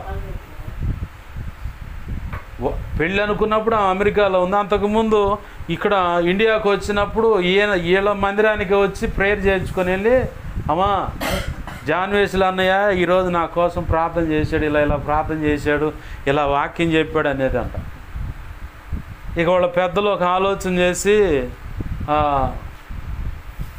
మీ ఇటే పిల్లగాడి వైపు నుంచే వెళ్ళి మీ అమ్మాయిని మా ఓడికి అడుగుదామని చెప్పని ఇద్దరిని జతపరిస్తే బాగుంటుందని దేవుడు ఆలోచన ఇస్తూ ఉన్నాడు, మీరేమంటారంటే అదెంత భాగ్యం కానివ్వండి అని చెప్పి. అదెంత భాగ్యం అయ్యా కానివ్వండి అని చెప్పిన తర్వాత 5 సంవత్సరాలు పట్టిందంట వాళ్ళ పెళ్ళిగాట. 5 సంవత్సరాలు వెయిటింగ్ లిస్ట్లో పెట్టాడు దేవుడు. అలా ఈ 5 సంవత్సరాల్లో వాళ్ళ ద్వారా దేవుని యొక్క దయా సంకల్పం ఏమైతే ఉన్నదో, అంటే వాళ్ళ పట్ల దేవుని యొక్క ఉన్నత సంకల్పం, సేవ కానీ అన్ని విషయాల్లో ఏ సంకల్పం కలిగి ఉన్నాడో ఆ సంకల్పానికి అనుగుణంగా ఇటు దాంపత్య జీవితానికిను అటు సేవా జీవితానికిను అన్ని విధాల వాళ్ళు సెటరేట్ అవటానికి, వాళ్ళు కరెక్ట్గా సిద్ధపడటానికి 5 సంవత్సరాల కాల వ్యవధి వాళ్ళని జతపరచకుండా అలా ఆపేశాడు దేవుడు. 5 సంవత్సరాల తర్వాత జతపరచబడితే ఇప్పటికీ వాళ్ళిద్దరూ భార్య భర్త తొందరపడి గొడవాడుకోవడం లేదంట. దేవునికి మహిమ కలుగును కాదు. హల్లెలూయా. ఏం లేదు, ఇప్పటికీ ఆ భార్యాభర్తలో తొందరపడి కొట్టుకోవడం, ఇట్లా మాట అనుకోవడం కూడా లేదంట. మళ్ళీ ఆ అక్క బ్లెస్సీ వెస్లీ ఆ అక్క ఇంటర్వ్యూలో సాక్ష్యం ఇచ్చుద్ది. ఆయనకి ఎంత కోపం అంటే అసలు మామూలుగా కోపం కాదు, అంత కోపిష్టిగా ఉంటాడు. అయినా ప్రభు తన కృపచేత 5 సంవత్సరాలు మమ్మల్ని ఎడంగా పెట్టి ఆయనకు అనుగుణంగా ఎలా నేను దాంపత్య జీవితంలో ఉండాలో, సేవా జీవితం ఎలా అనుకూలంగా ఉండాలో అన్ని విధాల నన్ను ట్యూన్ చేసి, మా ఇద్దరిని ట్యూన్ చేసి అప్పుడు జతపరిచాడు. నువ్వు ప్రార్థన చేసుకోవాలి. ఒకవేళ వివాహం విషయంలో అడుగు వేసే మాట అయితే, అయ్యా ఇదిగో నీ దయా సంకల్పంలో మా పట్ల ఎలా అయితే ఉద్దేశం ఉందో ఆ ఉద్దేశానికి అనుగుణంగా మా ఇద్దరిని ట్యూన్ చేయి. మా ఇద్దరి మనసులను మా భౌతికంగా అంటే దాంపత్య జీవితం విషయంలోనూ, అటు నిశ్చితమైతే సేవ విషయంలో కూడా మా ఇద్దరిని ట్యూన్ చేయ, సిద్ధపరచు అని చెప్పి ప్రార్థన చేయి. ఖచ్చితంగా దేవుడు కార్యం చేస్తాడు. మనకి ఎట్టుంటుందంటే ఇక ఆగేది ఏం లేదు. ఇప్పుడు పరిస్థితి ఎమ్మడ పెళ్లి చూపులు అయిపోయినాయి, నిశ్చితార్థం అయిపోయింది, కట్నాలు అన్నీ మాట్లాడుకున్నారు అనగా ఇక ఫోన్ నెంబర్లు. అంటే ఇప్పుడు ఒకళ్ళు ఎవరో మన మధ్య తీసుకున్నారని కాదు, కానీ అన్ని చోట్ల అదే తంతు. ఇక ఎమ్మండే ఫోన్ నెంబర్లో తీసుకోవటం, మాట్లాడుకోవటం, ఇంకా గొప్ప అంటే గొప్ప కులస్తులు అనుకుంటే ఇక ఏం లేదు. నేను సినిమాకి వస్తున్నాను నువ్వు కూడా రా, షాపింగ్కి వస్తున్నాను నువ్వు కూడా రా, బ్యూటీ పార్లర్కి నేను వెళ్తున్నానని చెప్పని ఇట్లా ఇద్దరు దగ్గరగా కూర్చొని మాట్లాడుకోవడానికి ఇంకా అడ్వాన్స్ అయ్యారనమాట.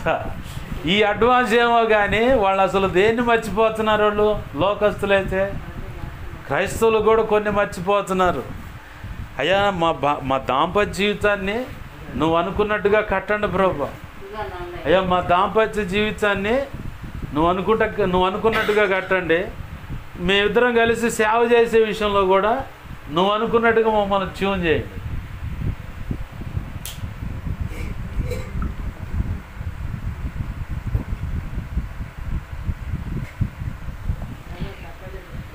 దేవునికి మహిమ కలుగును గాక.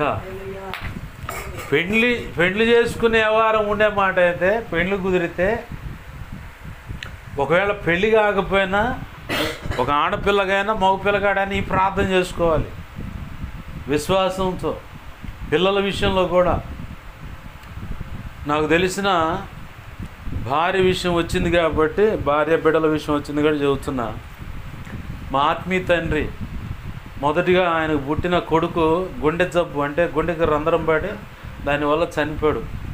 ఆ నెక్స్ట్ మళ్ళీ ఆమె గర్భం దాల్చినప్పుడు కాన్పు సమయంలో డాక్టర్లతో అంటున్నాడంట, ఈసారి అమ్మాయి అంటే కాదు అబ్బాయి అంటాడు. నేను ప్రార్థన చేసుకున్నా అబ్బాయా. అలానే డెలివరీ వచ్చేసరికి అబ్బాయి. మళ్ళీ గర్భం దాల్చే ముందుగా మళ్ళీ ప్రార్థన చేద్దాం, ప్రభువా నెక్స్ట్ మళ్ళీ కొడుకునిస్తున్నందుకు నీకు స్తోత్రాలు అని విశ్వాసంతో, నీకు స్తోత్రాలు ప్రభు అని ఫలానా పేరు వాడికి అని చెప్పి అనుకొని ప్రార్థన చేస్తూ ఉంటే ఆ నెక్స్ట్ టెస్ట్కి వెళ్తే ఆడపిల్ల కాదు అబ్బాయా.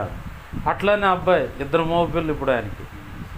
ఏంది సతీష్ కుమార్ కల్వర్ టెంపుల్, పిల్లల పొట్ల అసలు పెళ్ళే కాల, ముందుగానే ప్రార్థన చేయడం మొదలుపెట్టిండు.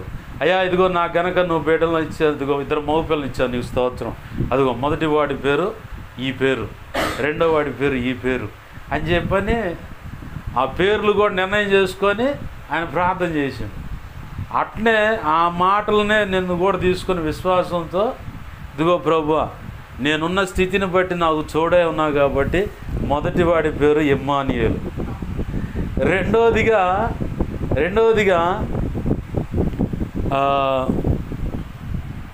దేవుని పనికి ఎంచుకున్నావు కాబట్టి, దేవుని పనికి ఎంచుకున్నావు కాబట్టి రెండో వాడి పేరు పాల్ ఇమ్మానుయేల్. దేవుని చేతిలో సాధనమైన వాడికి దేవుడి తోడు. దాని అర్థం పాల్ అంటే దేవుడు ఏర్పరచుకున్న సాధనం అని అర్థం. ఇమ్మానుయేల్ అంటే దేవుడే తోడే ఉన్నాడు. ఏంది మొదటి వాడి పేరు ఇమ్మానుయేలు, రెండవదిగా దేవుడు నాకు సమాధానం ఇచ్చాడు, అంటే రక్షణ అనుభవంలోనే సమాధానం. రెండో వాడి పేరు షాలేం రాజు. ఏది మూడో వాడి పేరు పాల్ ఇమ్మానియల్, అంటే ఆయన సేవకు నన్ను పిలిచాడు కాబట్టి ఆయన చెప్పిన మాట, నీవు నా చేతిలో సాధనం అని చెప్పాడు. అలాగే ఆయన తోడే ఉన్నాడు. పౌలుతో ఏం చెప్పాడు, నీకు హాని చేయుటకు నీ మీదకి ఏది రాదు. ఆమేన్, హల్లెలూయా. ఇదిగో ఈ పట్టణంలో నాకు చాలా గొప్ప జనం ఉన్నారు. పౌలా, నువ్వు ఇక్కడ నిలబడాలి, నేను నీకు తోడై ఉన్నా. పౌలేమన్నాడు, రాత్రి వేళ దేవుని యొక్క దూత నాకు దగ్గరకు వచ్చి నాకు తోడై ఉన్నానని చెప్పాడు. ఆ మాటను జోడి చేసుకుంటే అలాగనే ప్రభు కూడా నాతో వచ్చి ఉన్న సందర్భాలు ఉన్నాయి కాబట్టి దానికి తగ్గట్టుగా పాల్ ఇమ్మానియల్, అంటే దేవుడు తోడై ఉండి దేవుడు వాడుకుంటున్న సాధనం. నాలుగో వాడిగా దినకరన్.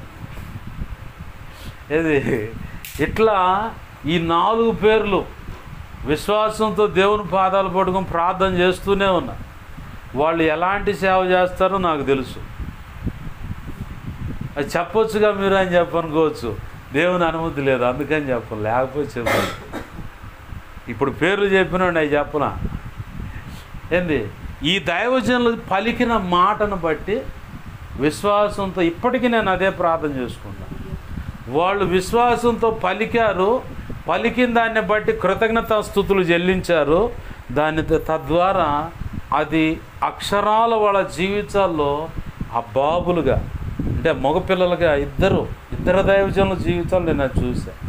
ఇటు ఆత్మీయ తండ్రి జీవితంలోనూ అటు సతీష్ కుమార్ గారి జీవితంలో వాళ్ళిద్దరు సందర్భాలు వినే విశ్వాసంతో ఈ ప్రార్థన చేసుకుంటానే ఉన్నాను.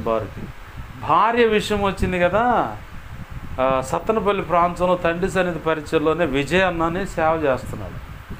ఆయనకు పెళ్లి చూపులు పోయేటప్పుడు పిల్లని ఎతకడానికి పోయేటప్పుడు ఈయన ప్రార్థన చేసుకోండు, ప్రభువా నాకంటే గొప్పగా ప్రార్థన చేసే ప్రార్థనా యోధురాలనే నాకు భార్యగా ఇవ్వు అని. అట్లా ప్రార్థన చేసుకుంటా భార్య కోసం వెతుకులాటం మొదలుపెట్టాడు. అట్లనే ఒక చోటకు పోయారు, సంబంధం సెట్ అయింది, చేసుకుంటాం. ఇక ఆమె కాపురానికి వచ్చి కొన్ని రోజులు అయిన తర్వాత ఇక పతాకలు హాస్పిటల్కి తిప్పుతుంది. హాస్పిటల్కి పోయిన ప్రతిసారి పోయి చూయించుకొని వచ్చిన తర్వాత దేవుని భార్యను అనలేడు ఇక డైరెక్ట్గా. మళ్ళీ మందిరంలో కూర్చొని, ఏందయ్యా రోగిష్టాలను ఇచ్చావు నాకు అనేవాడంట.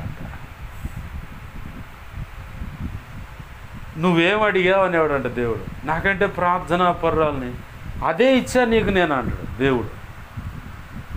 అదే ఇచ్చావంటే ఇదే రోగంతో రోగిచ్చి దాన్ని నాకు ఇచ్చు ఎట్నే అనుకున్నా. ఆయన నోటి మాటలని మీకు చెబుతున్నా నేను. ఏంది రోగిచ్చి దాన్ని నాకు ఇచ్చు ఏందయ్యా, అది ఇది కదిలితే హాస్పిటల్ తీసుకుపోతుంది, ఇది ఏం ప్రార్థన చేద్దంటే నువ్వు అడిగిందే నేను ఇచ్చానా. అట్లా 3 సార్లు 4 సార్లు 5 సార్లు అంతా ప్రతిసారిగా ఫైనల్గా ఒకరోజు విసుగు పుట్టి, ప్రభా ఏంది ప్రభా ఈ పని చేసావు, ఒక రోగిష్ట్రాలు నాకు ఇచ్చి చేసావు ఏంది ప్రభు అంటే, ప్రభు అంటున్నాడు నువ్వేం అడిగావు, నాకంటే ప్రార్థనా పరురాలైన వ్యక్తిని నాకు భార్యగా ఇవ్వాలి, నేను అదే ఇచ్చా. అది ఇచ్చి మరి దేనికి రోగంతో ఇది హాస్పిటల్ తిప్పుతుంది ప్రభు అని చెప్పానంటే, అప్పుడు అన్నాడు ఆయన దేవుడు ఆయనతో అన్నాడంట, నీ దృష్టితో చూస్తే ఆమె రోగగ్రస్తురాలే, నా దృష్టితో చూసావనుకో, నేను చెప్పిన మాట ప్రకారం నువ్వు చూసావనుకో, అక్షరాల అది రియల్గా నువ్వు చూస్తావు. ఆమేన్, హల్లెలూయా. అదే మాట అక్షరాల ఆయన జీవితంలో నెరవేరింది. కొన్ని రోజుల తర్వాత ఈయనకంటే ఎక్కువ ప్రార్థన చేయడం మొదలుపెట్టి ఈరోజు ఆమెదే ప్రార్థనలో పైచేయి. ఏమడిగాడు ప్రారంభంలో దేవుణ్ణి, నాకంటే ప్రార్థనా పరురాలైన వ్యక్తిని నాకు జీవిత భాగస్వామి. నేను ఇప్పుడు ఎవరు అడిగినాక నేను ఇదే చెబుతా, నాకంటే ఎక్కువ ప్రార్థన చేసే వ్యక్తి కావాలి. సాధ్యమేనా అని అనుకుంటారు చాలా. మా అమ్మ అయితే ఎవరన్నా కలిని అబ్బాయి పెళ్లి చేసుకోవట్లేదు, ఏంటంటే ఏం పెళ్లి చేసుకుంటూ వాడికంటే ప్రార్థన ఎక్కువ చేసే అమ్మాయి కావాలంట. యాడ దొరుకుద్దమ్మా, యాడ దొరుకుద్ది చెప్పు అదేమంటే ఇక అది ఒకటి పట్టుకుంటాడు, ఇక అది పట్టుకొని ఇక పద్దాకలు అదే మాట చెబుతూ ఉంటాడు. ఏడ దొరుకుతుందని. ప్రభు చిత్తంలో దొరకదా? ప్రభు చిత్తంలో నిర్ణయం ఉండదా? ఖచ్చితంగా నిర్ణయమే ఉంటుంది. నేను ఎందుకు ఈ మాటలు మీ ఎదుటి పెడుతున్నానంటే, విశ్వాసముతో నీ భార్యను చూడు. ఎలాంటి వ్యక్తిగా కనపడాలని ఆశిస్తున్నావో ఆ దృష్టితో చూడు. చాలామంది దారి తప్పిన వాళ్ళు నా ముందు కనపడుతూ ఉంటారు. వాళ్ళ దగ్గర పోతే నేను మచ్చడంగా పలకరిస్తా. నన్ను చూసి ఇట్ట చెయ్యి మడచేసి ఇట్లా లోపల పెట్టుకొని పోయిన వాళ్ళు చూశాను నేను. పొరపాటుగా ఏంది చేతిలోది అని అడిగారు. మొన్న నేను చూశాక నువ్వు చుట్ట తాగటం ఇదేనా దేవుడు నేర్పింది? ఆ డైలాగ్ కూడా వాడిన నేను. సైలెంట్గా చూస్తే వెళ్ళిపోతా. వాళ్ళకి తెలిసి కూడా ఈయన అడగట్లేదని ఇంకా గడగడగడగడలు ఆడుతూ ఉంటారు. అసలు ఏం మాట్లాడి మెలకుండా చూస్తే సైలెంట్ అయిపోయారు. నేను అడిగిన దాన్ని బట్టి దేవుని సన్నిధికి దూరం అవుతారు వాళ్ళు, ప్రభు బలకు దూరం అవుతారు, ఇంకా భ్రష్టత్వంలోకి వెళ్ళిపోతారు. కానీ వాళ్ళని అడగకుండా నేను ఇంకొక పని చేస్తాను, మోకాళ్ళు వేస్తాను. వాళ్ళు ఉన్న పరిస్థితిని బట్టి, తీవ్రతను బట్టి ఉపవాసం ఉండి మరి ప్రార్థన చేస్తాను. ఆయన హస్తం జోక్యం చేసుకొని వాళ్ళని పట్టుకొచ్చుకునే రీతిలో ఆయన పట్టుకోవచ్చు. మనం ఆ మనసు కలిగి ఉంటే ఇంకా గొప్ప ఆశీర్వాదం పొందుతాం. ఆమేన్, హల్లెలూయా. ఏమి దారి తప్పిపోయిన వాళ్ళ విషయంలో అయినా సరే, ఒక అన్నయ్య దగ్గరికి పోయా, వందనాలు పాస్ గారు, నువ్వు ఆ మాట అన్నమా, నాకు ఆ క్వాలిఫికేషన్స్ లేవు అని. నేను ఇటు తాగుతా, నేను అట్ట తిరుగు బురదలో పంది బొరిలినట్టు బొరిలాడు. కానీ నాకు నా ఏసై చెప్పినట్టే కనపడుతుంది. నేను ఇంకో దృష్టితో నేను చూడన్నా. నువ్వే ఆడ దొరికివు. నాకు వద్దని చెబుతుంటే నువ్వు వద్దాను అన్న, ఏసై నాకు చెప్పాడు నువ్వు సేవకుడు అని. నేను అదే దృష్టితో చూస్తానన్న. నువ్వు ఎట్ట కనపడుతున్నా సరే ఏసయ్య ఎట్ట పట్టకొచ్చుకోవాలో ఆయనకి చేత కాకపోతే కదా నేను బాధపడాలి, దిగులు పడాలి, కూర్చొని ఆడవాలి. ఏది నిన్ను ఎట్ట పట్టకొచ్చుకోవాలో ఏసైకి చేత కాకపోతే అప్పుడు కూర్చోవాలి. అమ్మో నా ఏసయ్య కూడా చేతగా నోడైపోయాడు, అయ్యో అమ్మో ఏంది ఇది పరిస్థితి. దేవునికి మహిమ కలుగును గాక. హల్లెలూయా. మన బంధము అనుబంధం అన్నట్టుగా ఇప్పుడు ఏం చేస్తాం మరి, ఆన్లైన్లో ఆ మాత్రం ఉండాలి. ఆ మాత్రం ఉంటే కాదు నిద్రపోకుండా ఏంది పదే కలవరిస్తా. చేయగలిగేది ఏముంది, మీరు ముందు చేసిన పని బలత్కారం అంటే ఆహారం పెట్టి ఏంది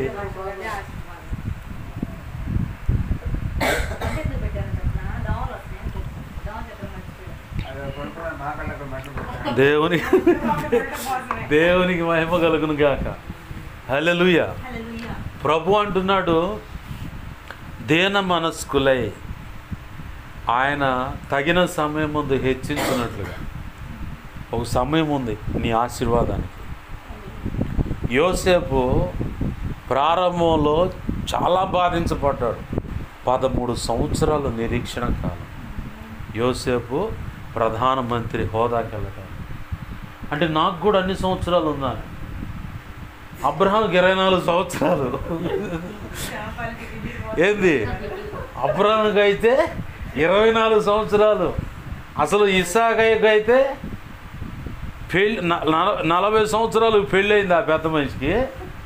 ఏంది 40 సంవత్సరాలను మళ్ళీ పిల్లలు పుట్టే సమయానికి మళ్ళీ 10-20 సంవత్సరాలు ఉన్నట్టు.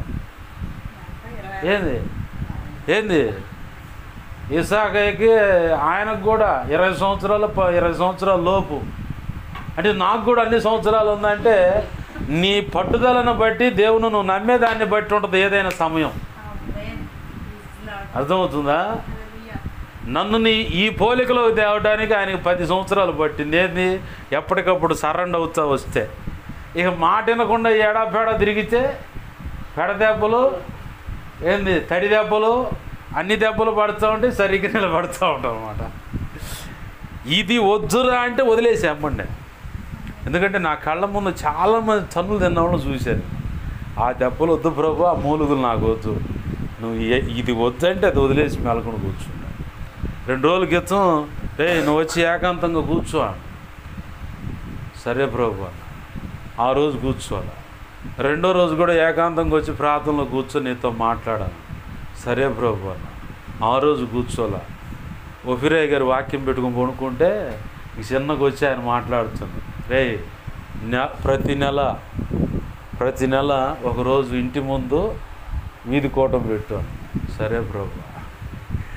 ఏంది ఇంకా కొన్ని విషయాలు చెప్పిండు. ఏంది సరేనా నీ ఇష్టం ఎట్నో చేసుకున్నావు. ఇక ఆయన రమ్మని మాట్లాడమంటే వెళ్ళిపోవటం ఎమ్మడిని సరెండర్ అవ్వటమే. కూర్చుంటే ఇక ఏమేం చేయాలనుకున్నాడు, ఏమేంటి భవిష్యత్తులో ఏం జరగకపోవచ్చు, ఏమేం చేయకపోతున్నాం ఇవన్నీ చెప్తాడు అన్నమాట కూర్చోబెట్టి. ఆయన హెచ్చించేంత వరకు మనం ఓపిక పడితే మనకు ఆశీర్వాదం. మన కళ్ళ ముందు చాలామంది ఆశీర్వదింపబడుతూ ముందుకు వెళ్ళిపోతూ ఉంటారు. పరిచర్లో అయినా ఏంది సేవలో అయినా సరే కొన్ని సంఘాలు ముందుకు వెళ్తున్నట్టు కనపడుతుంది. ఏంది కుటుంబం విషయంలో అయినా బిడ్డల జీవితాల విషయంలో అయినా ఒకటి బాగా గుర్తుపెట్టుకో, నీకంటూ ఒక సమయం ఉంటుంది. అయ్యగారు వాక్యం ఒఫిరే గారు ఒక ఉపమానం చెప్పాడు, షాలేమన్న ద్వారా ఒక ఉపమానం ఉన్నా. రెండు ఒకటే. అంటే ఇదేమో టూల్ బాక్సు, ఇటేమో ఒక కంపెనీలో జనరల్ మెకానిక్ అన్నమాట. టూల్ బాక్స్లో స్క్రూడ్రైవరు, టెస్టరు, పోగరు, కట్టరు, టేపు, కటింగ్ లేరు అన్నీ ఉంటాయి. టూల్ బాక్స్ అంటారు. అందరూ చిన్న స్క్రూడ్రైవర్ అన్నీ వాడుతున్నారు, కానీ పెద్ద స్క్రూడ్రైవర్ జోలు ఎవరు పోవట్లా.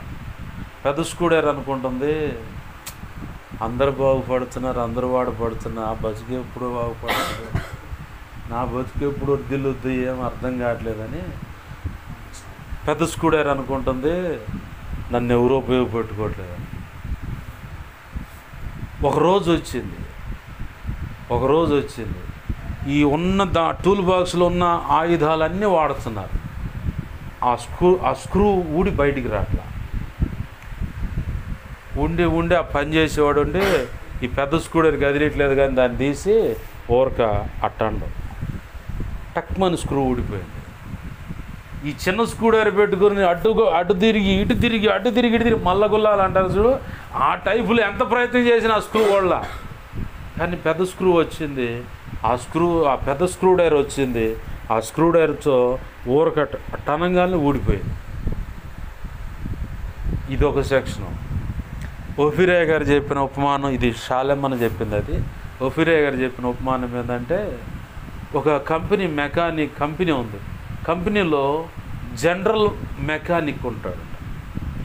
అతగాడి పని ఏంటంటే ఎప్పుడు వచ్చినా ఆడ ఫైల్లో సంతకం పెడతాం, సీట్లో కూర్చొని ప్రశాంతంగా సీట్లో కూర్చోవటం అతని పని. ఏ పని చేసే పని ఉండదు. ఈ పక్కనున్న మెకానిక్లు ఉంటారుగా కంపెనీలో, మన బతుకులేదు ఎప్పుడు చూసినా మట్టి పూసుకోవటం, ఈ గ్రీజు రాసుకోవటం. అరే వాడు చూడరా గుడ్డలు నలగో, ప్రశాంతంగా వచ్చి సంతకం పెడుతుడు వచ్చి కూర్చుంటాడు రా. గుడ్డలు నలగకుండా చెమట పట్టకుండా మళ్ళీ సాయంత్రానికి ప్రశాంతంగా ఇంటికి పోతుండ్రా. అరే వాడి పని భలే ఉందిరా అని చెప్పని వీళ్ళు అనుకుంటా ఉన్నారు. ఆ కంపెనీలో ఒకరోజు బాగా క్రిటికల్ అయినటువంటి రిపేర్ వచ్చింది. ఆ కంపెనీలో ఉన్న మెకానిక్లు అందరూ తర్జన భర్జన అవుతున్నారు. ఆ రిపేర్ అయితే వల్ల కాకపోతునేసరికి వెంటనే యాజమాన్యం జనరల్ మెకానిక్ ఉన్నాడు కదా, మెయిన్ మెకానిక్ కౌరు పెట్టాడు. వచ్చాడు, ఏమైంది, ఇది రిపేర్ అయింది, ఈ నట్టు ఊడతలేదా, అంతేనా అని వచ్చాడు. ఊరక దానికి సంబంధించి తీసుకున్నాడు, సుత్తితో 2 దెబ్బలు ఆ నట్టు మీద అటు ఇటు 4 పక్కలు కొట్టాడు. వీళ్ళు వాడిన ఆ చెక్క నట్టు అయితే ఉందో ఆ నట్టును ఊడదీయటానికి అది ఏదైతే రెంచి ఉందో ఆ రెంచే తీసుకున్నాడు. వాళ్ళు వాడిన రెంచే తీసుకున్నాడు.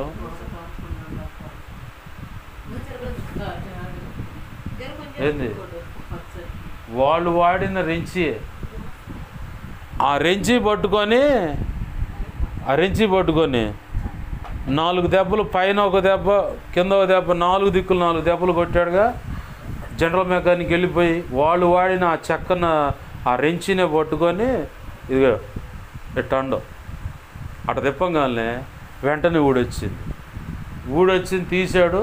ఆ లోపల ఒక వాషర్ అరిగిపోతే దాన్ని తీసి కొత్త వాషర్ వేసాడు. మళ్ళీ నట్టు ఎక్కిచ్చాడు, లాక్ చేసి ఇప్పుడు మిషన్ స్టార్ట్ చేయాలి. ఈ ఉపమానాల్లో నుంచి, ఈ 2 ఉపమానాల్లో నా ఆశీర్వాదం ఆగిపోతుంది, నన్ను ఎవరు వాడుకోవట్లేదు, నేను ఎన్నాళ్ళు వయసు అయిపోతుంది, నన్ను ఎవరు ఉపయోగపెట్టుకుంటారు అనుకుంటే ఎవడికి వల్ల కానటువంటి క్రిటికల్ అయినటువంటి పని నీ ద్వారా చేపిస్తాడు. ఆమేన్, హల్లెలూయా. ఆ ఘనత వేరు. ఆలస్యమైందని కాదు, ఆలస్యమైన నిన్ను ప్రత్యేకమైన పనికి ఉపయోగపెట్టుకున్నాడు. ఆయన ప్రత్యేకమైన పనికి ఎంచుకున్నాడు, దానికి ఉపయోగపెట్టుకోవాలనుకున్నాడు. కాబట్టి నేను చాలా చోట్ల కొన్ని సంఘాల్లోకి వెళ్ళినప్పుడు, ఇప్పుడు నా ఆత్మీయ తండ్రి దగ్గర ఒక సమయంలో దేవుడు వెళ్ళమని నా నిలబడమన్నప్పుడు అక్కడ నేను ఎందుకు నిలబడమంటాడో నాకు తెలీదు. నువ్వు నిలబడ అంటాడు. మిగతా నేను చేసుకుంటాను, నేను చేసుకుంటా, నువ్వు పోయి వరకు అక్కడ నిలబడాను. సరే ప్రభు అని ఆడు నిలబడతా. ఒకళ్ళు తృణీకరించిన ఏంది ప్రభు అంటే, నేను పంపించిన కాడ నీకేమైనా పూతాండ్లు వేస్తారని చెప్పాను రా అంట. ఇంతే అండి డైరెక్ట్గా. అదేంది ప్రభు అని, నిందించిన అవమానించిన వాళ్ళ సంగతి నేను చూసుకుంటా, నేను పంపించాను, నాడు అన్ని దండలేసి శాల్వాలు కప్పి కూర్చోబెడతారా అని చెప్పాను. నేను చూసుకుంటాగా, నువ్వు నిలబడు. నేను చేసుకోవాలనుకున్న పని నువ్వు ఆడ ఊరకట్ట నిలబడితే చాలు, మిగతా నేను చేసుకుంటాను. అట్నే చేసుకున్న సందర్భాలు ఎవరికి కలిగి కానీ సమస్యలు కూడా ఆడకు పోగానే ఇట్టే పరిష్కరించి పక్కకు నెట్టేసిన సందర్భాలు ఏంది. అట్లానే సేవలో కూడా ఈ వ్యక్తి ఆ దైవజనుడు మాట వినడు అనుకుంటే, ఆ వ్యక్తికి ఆ మాట వినని వ్యక్తి నీ మాట వింటాడు. నీ మాటను బట్టి సరిచేయబడతారు వాళ్ళు.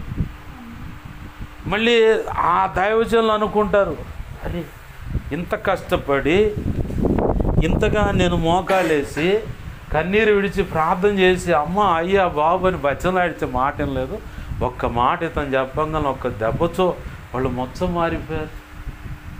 ఇది చిత్రంగా ఉంది భలే అనుకుంటారు వాళ్ళు. సేవ విషయంలో, నీ భౌతికమైన కుటుంబ సంబంధమైన ఏ విషయంలో ఆశీర్వాదమైనా ఆలస్యం అవుతుందని, గర్భఫలం విషయంలో ఆలస్యం అవుతుందని దిగులు చెందాల్సిన పని లేదు. శ్రేష్టమైన ఆశీర్వాదకరమైన తరతరాలకు నీ కుటుంబానికి నీ వంశానికి పేరు తెచ్చే పిల్లల్ని ఇచ్చాడు దేవుడు. ఆమేన్, హల్లెలూయా. ఏంది ఆశీర్వాదమైన కుటుంబ సంబంధమైన ఆశీర్వాదమైన, అది ఆర్థికంగా అయినా ఆధ్యాత్మికంగా అయినా ఆస్తుల పరంగా అయినా సరే, ఏ విషయంలో బంగారం కూడా కావచ్చు. అమ్మో మనం బంగారం మీద ఆశలు పెట్టుకోకూడదని లేఖనంలో ఉందిగా అంటే, ఆశలు పెట్టుకోకూడదని ఆడుంది. బంగారం కలిగి ఉండమని ఉంది. దావీదుకు లేదు బంగారం. ఎన్ని టన్నులు ఉంది దావీదు గారికి బంగారం? ఎన్నో టన్నులు ఉంటేనే సొలొమోను కట్టిన మందిరము బంగారపు ఇటుక బిళ్ళతో కట్టబడింది. మామూలు ఇటుక బిళ్ళ కాదు, బంగారపు ఇటుక బిళ్ళతో. నెబుకద్నెజరు వచ్చి మొత్తం తీసుకొని పోయాడు, వీళ్ళు చేసిన తెక్క పని బట్టి. వీళ్ళు ఇజ్రాయేలీలు చేసిన తెక్క పనిని బట్టి నెబుకద్నెజరు వచ్చి దేవుడే అనుమతించాడు, మొత్తం తీసుకొని పోతారు రబ్బా. ఏ మందిరాన్ని చూసి మీరు గొప్పలు అనుకున్నారో ఆ బంగారం మొత్తం ఒలుసుకొని పోతాడు. అట్నే తీసుకొని పోయాడు నెబుకద్నెజరు. బంగారం మనం కలిగి ఉండొద్దని దేవుడు చెప్పలా. అయితే ఆ డబ్బు మీద, బంగారం మీద, సుఖము సౌఖ్యం మీద, పేరు ప్రఖ్యాతుల మీద మనసు పెట్టక వాటన్నిటినీ నిర్లక్ష్యపరిచిన మనసు కలిగి ఆయనే ప్రాధాన్యం అనుకున్న మనసుతో, నిండోరు మనసుతో ఆయన వెంబడించమన్నాడు అంతే. ఆమేన్, హల్లెలూయా. డబ్బు వద్దని చెప్పాలా, దాని మీద మనసు పెట్టొద్దండు. బంగారం వద్దని చెప్పాలా, అది ఉందని చెప్పని గొప్పగా పోమాక పడిపోమాక. అది ఉన్నా కానీ నా ప్రభు కంటే విలువైంది కాదు. ఆమేన్, హల్లెలూయా. నా ప్రభు తలుచుకుంటే ఇంతకంటే గొప్ప టన్నులు ఎత్తడు నా ప్రభు అన్న మనసుతో ఉంటే చాలు. నా ప్రభువే బంగారం కంటే ఎన్నో కోట్ల రేట్లు విలువైనోడు. అసలు కొలత పెడతానికి లేదు ఇన్ని కోట్లని. ప్రభునందు ప్రియమైన దేవుని బిడ్డ గమనించండి, దీన మనస్కులు ఆయన బలిష్టమైన రెక్కల కింద తగిన సమయం ముందు హెచ్చించున్నట్లుగా తొందరపడమాట. సేవ విషయంలో కూడా గతంలో చెప్దామనుకున్నాను, ప్రభు అన్నాడు మొన్న ఈరోజు నిన్నటి దినాన్ని చెప్తా ఉన్నాడు. కొంతమంది తొందరపడి సేవకుడు రాకముందే సంఘక్రమాన్ని ప్రారంభించే అవకాశం ఉంటుంది. అయితే అలాంటి సంఘక్రమానికి ఆలోచించేటువంటి, అంటే తొందరపడి ఆలోచన చేసి సమూయేలు ఏం చేశాడంటే, నేను వస్తాను, యుద్ధ సన్నద్ధులే ఉండండి, బలి అర్పణ చేసిన తర్వాత మీరు బోదురుగానండు. సరేనయ్యా అన్నాడు సౌలు. సమూయేలు రావటం లేట్ అయ్యేసరికి సౌలే తొందరపడి ఈ సమూయేలు వచ్చేటట్టు లేడని చెప్పని బలి అర్పణ చేశాడు. బలి అర్పణ చేసేట తిరిగాడు. ఇక అంతే, సమూయేలు వస్తూ ఉన్నాడు. ఎంత అవివేక పని చేసేటివి అన్నాడు. అంతే, దైవజనుడు అనుమతి లేకుండా, అంటే ప్రార్థన అయినా ఏదైనా సరే, అర్థమవుతుందా? అక్కడ సౌలు శాపాన్ని తెచ్చుకున్నాడు. ఇంకొక రాజు కూడా ఉండవు. బలిపీఠం మీద ఎక్కి బలులు అర్పణ చేస్తుంటే ప్రవక్త, దూర ప్రాంతం నుంచి ప్రవక్త వచ్చి చేయి జాపి, బలిపీఠమా బలిపీఠమా, ఇదిగో నెర్రెల కొట్టి పగిలిపోద్ది కానీ అని చెప్పి అనగానే పట్టుకోండిరా అంట రాజు. ఎట్నే చేయి జాపిండు, ఈ చేయి మొత్తం మంచులాగా మారిపోయింది. మళ్ళీ పట్టుకోండిరా అని చెప్పిన రాజు, ప్రవక్తను పట్టుకోండిరా అన్న రాజు, నీకు దండం పెడతా, ఈ చేయి బాగోయేలా ప్రార్థన చేయాలి. ప్రార్థన చేసిండు, కీడు తెచ్చిపెట్టు. ఇంకొక రాజు కూడా ఉండదు. ఆవేశంగా మందిరంలోకి పోయి యాజకులు చేయాల్సిన పని రాజు చేస్తే, ఇక్కడ నుదుటి మీద కుష్ఠం పుట్టి, కుష్టు చూడంగానే యాజకులు రా, బయటికి రా, నువ్వు బయటికి రా, లేదంటే లాగి పడేస్తాను. యాజకులు చేయాల్సిన పని నువ్వు చేసావు, కుష్ఠం తెచ్చుకున్నాడే. అలాగనే మంచం బట్టి ఒక రోజుకి చచ్చిపోయాడు. అంటే అది వేరు, అది బెల్షస్సరు సమయం. అది దేవుణ్ణి తక్కువ చేసి తాను ఎక్కువగా హెచ్చించుకోవటం ఒక కోణం అయితే, దేవుని మందిరంలో నుంచి తీసుకొచ్చిన ఉపకరణాలు, బంగారపు పాత్రలు, త్రాగేవి, ఆ పాత్రలో ద్రాక్షారసం పోసుకొని తాగితే ఏమనేవాడు కాదు. అతగాడు చేసిన పని ఏంటంటే, తానును తన ఉపపత్నులతో కలిసి వాళ్ళు భక్తి చేసే దేవతలు ఉన్నారే వాటి యొక్క పేర్లు ఉచ్చరిస్తూ, అంటే మాట్లాడుతూ వాటిని పొగుడుతున్నారంట. వీళ్ళు ఏ పాత్రలో తాగుతున్నారు? యెరూషలేము పట్టణంలో ఉన్న సొలొమోను కట్టిన మందిరంలో ఉన్నట్టు బంగారపు ఉపకరణాలు తీసుకొచ్చుకొని దాంట్లో ద్రాక్షారసం పోసుకొని నెబుకద్నెజరు ఉన్న ఆ ప్రాంతంలో అక్కడ వాళ్ళు ఏ దేవతలను ఆరాధిస్తారో వాళ్ళ పేర్లు ఉచ్చరిస్తామని వాళ్ళని పొగుడుతున్నారంట. అందుకు మెనే టెకేల్ అని చెప్పి రాసిపడేసి, అయిపోయింది రబ్బాయి, నేను కాటాలో చూశాను, నువ్వు తక్కువగా కనపడ్డావు, నీ లెక్క తేలిపోయింది, ఇక నీకు ఈ రాజ్యం ఉండదు, తీసేస్తున్నా అన్నాడు గోడ మీద రాసి. అది వేరు. ఇక్కడ బాగా గుర్తుపెట్టుకోండి, ఇప్పుడు కాకపోయినా ఇంకొక రోజుకైనా ఈ మాటలు ఉపయోగపడుతాయి. దైవజనుడు అనుమతించినప్పుడు నేనున్న నా ఆత్మీయ తండ్రి ఒక మాట చెప్పాడు, దానిలో బుధవారమైనా శనివారమైనా, ఆదివారం అంటే ఆయన ఉంటాడు కాబట్టి, శుక్రవారం అంటే స్త్రీలు మామూలుగా ఉపవాసుకోవడం, శుక్రవారమైనా బుధవారమైనా శనివారమైనా ఎవరైనా వచ్చి ప్రారంభించడానికి ఎవరినో ఒకరు పంపిస్తారు. వాళ్ళు ఎవరు రాలేదనుకో, అప్పుడు ఇక్కడ కాలనీలో ఉన్నప్పుడు సంఘ పరిస్థితి, అక్కడికి వెళ్ళిన తర్వాత నేను ఆ డీలింగ్స్ అవి అట్లా చేయటానికి వెళ్ళలేదు, కానీ అప్పుడు బయటకు వచ్చేయమన్నాడు దేవుడు. ఇక్కడ ఉన్నప్పుడు ఆ మాట చెప్పాడు, వాళ్ళు ఎవరు రాలేదా, కోటం టైము పలానా టైం 5 నిమిషాలు దాటిందావు చూడు, ఎవరు రాలేదా, నువ్వే అటు తిరిగి, వాళ్ళు వచ్చేదాకేమో అటు మీరు కూర్చున్నట్టు అటు పక్క కూర్చునేవాడిని, వాళ్ళు వచ్చిన తర్వాత వాళ్ళకి ఆ సౌండ్ సిస్టమ్ ఆపరేట్ చేయడం అవన్నీ చేసేవాడిని. వాళ్ళు ఎవరు రాలేదనుకో, మిస్ అయ్యారనుకో, అటు నుంచి ఇటు వచ్చి ఇటు వచ్చి కూర్చుంటే ఇట్లానే మోకాళ్ళ మీద కూర్చొని ఇక అమ్మని మౌత్ తీసుకుంటాం, మౌత్ అయితే మౌత్, లేదంటే మామూలుగానే ప్రారంభిస్తాను. ఎందుకంటే దైవజనుడు చెప్పిన ఆజ్ఞ ఉంది నాకు ఇక్కడ. అంటే ఎందుకు ఈ మాట ఫ్యూచర్లో మీకు కూడా ఉపయోగపడుతుందని. అయితే దైవజనుడు ఒక ఆజ్ఞ ఇచ్చినప్పుడు అంటే మీరు ప్రారంభించండి అన్నప్పుడు ప్రారంభిస్తే అది దేవుని దృష్టిలో కూడా ఆశీర్వాదం. దేవుని దృష్టిలో కూడా ఆశీర్వాదం అన్నమాట. దైవజనుడు చెప్పిన దాన్ని బట్టి అడుగులు వేస్తాం. చెప్పకుండా అడుగులు వేస్తే దానివల్ల నష్టపోతాం.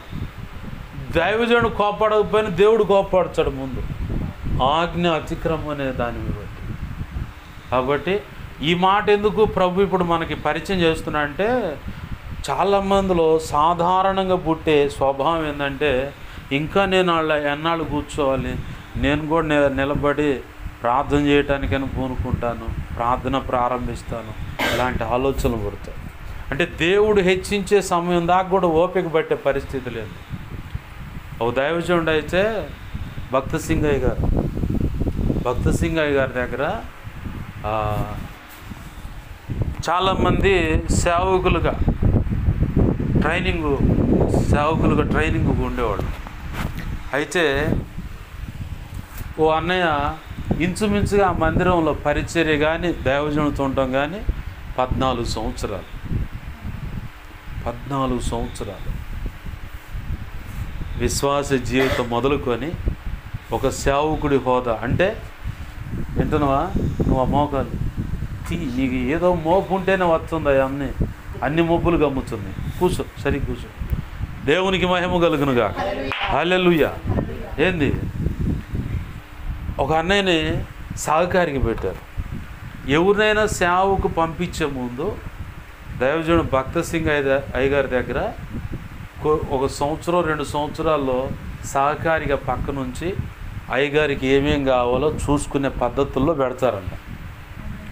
పెడితే 14 సంవత్సరాలు వచ్చినప్పటికీ ఈయన సంఘంలో చేరి ఈ సంవత్సరం కనుక గడిచిపోతే నెక్స్ట్ ఇతను పలానా చోటకు పంపించాలని సిద్ధం చేసుకుంటున్నారు. ఓ రోజు అయ్యగారు ఉండి ఆయన భోజనం చేసిన తర్వాత చాక్లెట్ తినే అలవాటు ఉందంట. ఒకళ్ళు తీపి తినే అలవాటు ఉంది. పెరుగులో కూడా జిలేబీ ఈయన ఉంచుకొని తింటారు. పెరుగులో పులిహార తినేవాళ్ళు ఉన్నారు, జిలేబీ తినేవాళ్ళని కూడా చూసాను నేను. ఏంది, భోజనం తిని అయిపోయిన తర్వాత లీటర్లు ఐస్ క్రీమ్ తినేవాళ్ళని కూడా చూశాను నేను. నిజం, 1/2 లీటర్ ఐస్ క్రీమ్ ఇస్తే ఊరగా అయిపోతాయి. అంత మంచి ఆడపిల్లని కూడా చూశాను నేను. ఏంది, ఆయనకి చాక్లెట్లు తినే అలవాటు ఉంటే అప్పట్లో రూపాయి ఇస్తే 8, 10 ఎన్నో ఇచ్చేవాళ్ళు అంట రూపాయికి చాక్లెట్. బాగా గమనించని, ఇది చాలా విలువైన పాయింట్. రూపాయికి 8 చాక్లెట్లు తేమంటే నా దగ్గర డబ్బులు లేవు అయ్యగారు. సరే డబ్బులు లేవా, ఇగో ఇది తీసుకొని పోయి రూపాయికి చాక్లెట్ తేప. రూపాయి చాక్లెట్ తేప అంటే 8 చాక్లెట్లు అనుకుందాం. ఆ చాక్లెట్ తేగానే అయ్యగారు అడగట్లా, ఈయన ఇయట్లా. ఆయన భోజనం చేస్తాడు. తీసుకునే సమయానికి పక్కకి వెళ్ళిపోతాడు. ఈయన ఎడుగుడు తినట్లేదు కాబట్టి ఈ చిన్నగా నేనే తిన్నా అని చెప్పని ఒక్కొక్కటి 8 తిన్న తర్వాత దైవజనుడు భక్త సింగ్ అయ్య గారు, నీకు రూపాయి ఇచ్చా కదా, చాక్లెట్లు ఇయ్యన్న. మనం నవ్వుకుంటున్నాం కానీ ఆయనకు సేవ లైఫ్ లేకుండే డీబార్ చేశాడు. ₹1 నీకు నమ్మకత్వం లేదు, నువ్వు సేవకు పనికిరావు, పోరా ఇంటికి అన్నాడు. మారు మాట్లాడకుండా పెట్టే పేడ సర్దుకొని ఇంటికి వెళ్ళిపోయాడు. ఆ చిన్న పొరపాటును కూడా గమనిస్తాడు యేసయ్య. ఏంది, ఇప్పుడు దైవజనుడి దగ్గర కనపడదు ఆ తంతు. యేసయ్యే ఒకవేళ మన జీవితాల్లో పొరపాటును చూశాడు అనుకో, అప్పుడు పరిస్థితి ఏంటి? ఆయన బలిష్టమైన రెక్కల కింద దీన మనస్కులమై తగిన సమయం వరకు హెచ్చించే వరకు మనం ఓపిక పట్టగలిగితే అసలు నీ ఊహల్లో కూడా అందదు అంత ఆశీర్వాదం. నా బ్రతుకు నేను తొంగి చూసుకుంటే నా బ్రతుకు నాకు నిదర్శనం. నేను అనుకోలేదు ఈరోజు బాప్తిజం పొంది తెల్లారితే పోదాం అనుకున్నా. ఏసఐ గాడికి చచ్చిపోతే ఇంక ఈ జీవితం వద్దు నాకని అటుకొట్టి ఇటుకొట్టి ఇక పొరటాన్ని కనుక కల్లి కొట్టినాడు మెత్తగా రాళ్ళ కొడితే కానీ ఈ స్థితికి వచ్చి ఈరోజు ఇంత ఉన్నతమైన కృప. అసలు నా బ్రతుకులు ఊహించినటువంటి ప్రార్థనలకు జవాబులు, నా బ్రతుకులు ఊహించినటువంటి గొప్ప అద్భుతాలు, కార్యాలు. అసలు నేను ఎప్పుడో లోకంలో ఉన్నప్పుడు సినిమా పాటలు రాద్దని కొన్ని పాటలు రాశా. అవి పాడింది లేదు, పెట్టింది లేదు, పక్కన పెట్టా. నిజం. తర్వాత దేవుని సన్నిధిలోకి వస్తే దేవుడు చెప్పిన మాట, నువ్వు పాటలు రాస్తావు, నీ ద్వారా రాపిస్తాను నేను. అస్సలు ఎవ్వరికి అందనటువంటి, ఊహకు అందనటువంటి గొప్ప పాటలు దేవుడు క్రైస్తవ ప్రపంచానికి అందిస్తూ ఉన్నాడు. ఈరోజు ప్రభు కృపను బట్టి భూతవర్తమాన క్రిస్టమస్ సాంగ్ నిన్నటి దినాన పూర్తి అయిపోయింది. దేవునికి మహిమ కలుగునుగా. నిన్నటితో పూర్తి అయిపోయింది, ఫైనల్ అయిపోయింది ఆ పాట. ఇంకా ఫైనల్గా జడ్జిమెంట్ దేవుడు చేయాల్సింది. ప్రభువా ఏ మాట నచ్చింది, ఏ మాట నచ్చలేదు, ఇక అనుకోవటం, కంజర మీద కదా ప్రభు చిత్తం మీద పాడి యూట్యూబ్లో అప్లోడ్ చేయటం. దేవునికి మహిమ కలుగునుగా. హల్లెలూయా. ఆయన హెచ్చించే నాకు ఉపయోగపడదాం. తొందరపడద్దు. తొందరపడి అనర్థాలకు దారి తీసుకుని చివరికి ఎన్నో ఘోరమైన నష్టాలు చవి చూడాల్సి వస్తుంది.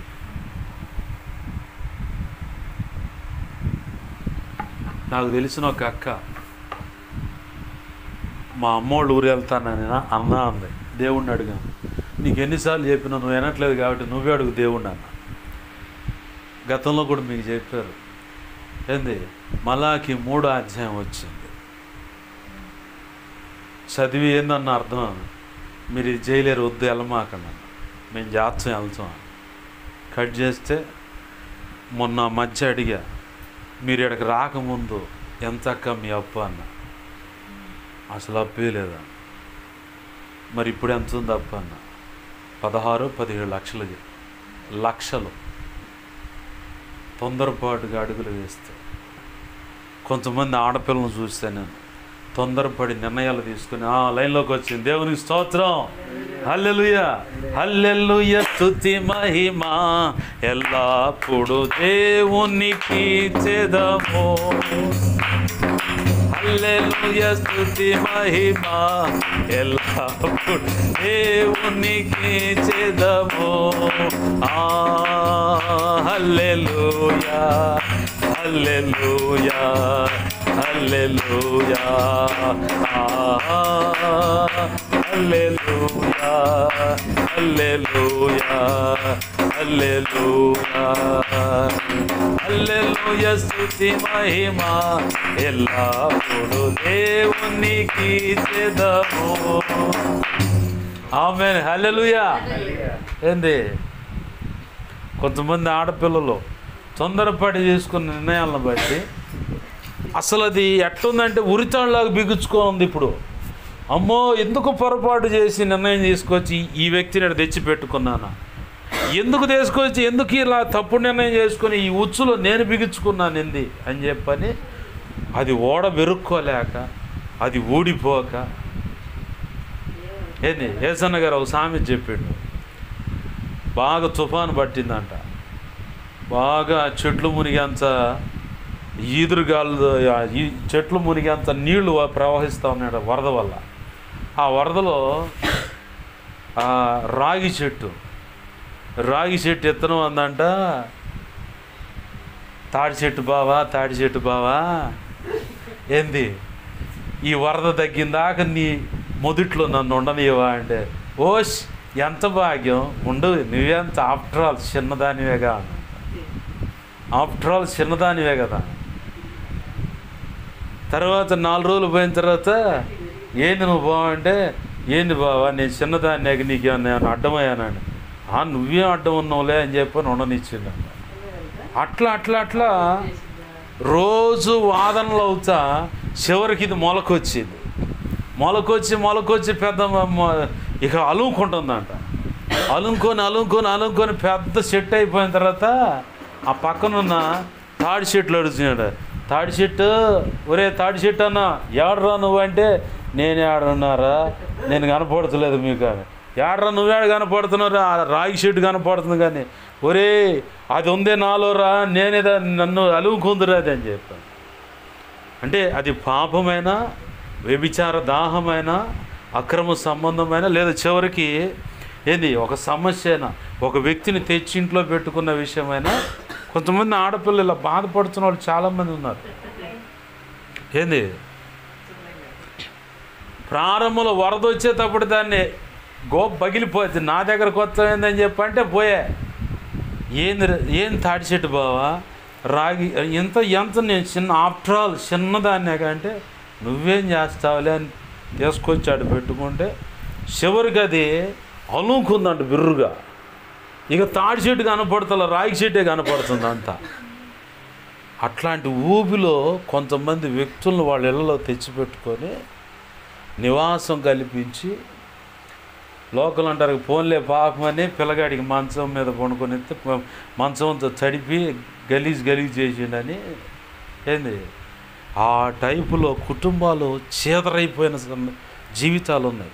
తొందరపాటు నిర్ణయాన్ని బట్టి ఏదో మన తెలివితేటలన్నీ ఉపయోగపెట్టి, మనకున్న నాలెడ్జ్ అంతా ఉపయోగపెట్టి, చదువును ఉపయోగపెట్టి, పరపతిని ఉపయోగపెట్టి, పైసలను ఉపయోగపెట్టి, ఖండబలాన్ని ఉపయోగపెట్టి, బుద్ధి బలాన్ని ఉపయోగపెట్టి, నోటి బలాన్ని ఉపయోగపెట్టి ఏదో చేద్దామని ప్రయత్నం చేస్తే చివరికి ఎట్టుంటుందంటే ఇప్పుడు తాడి చెట్టు బావుట అయిపోయింది అన్నమాట. ఆ రాగి చెట్టు ఎంత ప్రారంభంలో రాగి ఇత్తనం ఎంత చిన్నదే, కానీ పెరిగితే ఎంత ఉంటుంది, మహావృక్షం.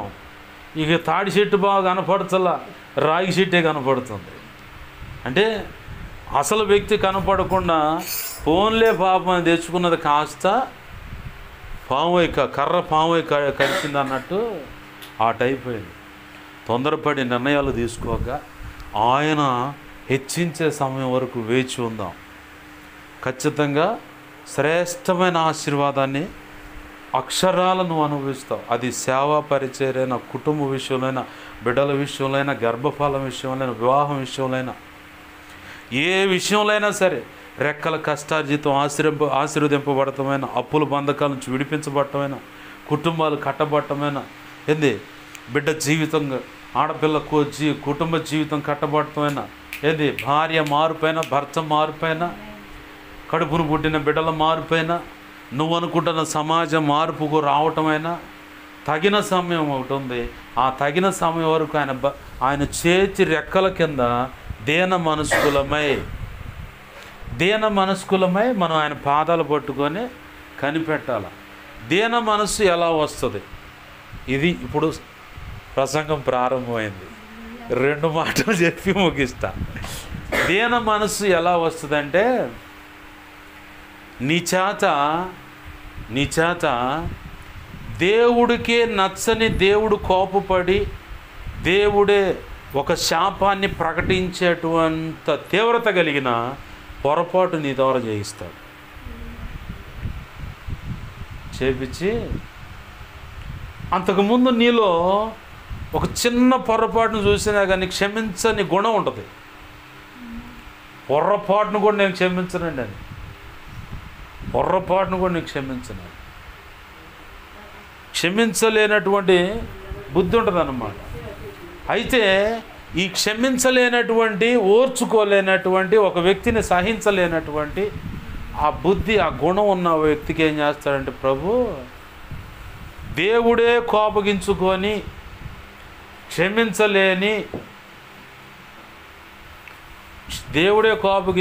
క్షమించలేని ఒక శాపాన్ని రిలీజ్ చేసేంత తీవ్రత కలిగిన పొరపాటు నీ జీవితంలో అయినా ఒక వ్యక్తిని సరిచేయడానికి, దీన మనస్సు రావటానికి, ఏంది అట్లాంటి అనుభవాన్ని ఆ వ్యక్తి జీవితంలోకి అనుమతిస్తాడు దేవుడే కావాలని.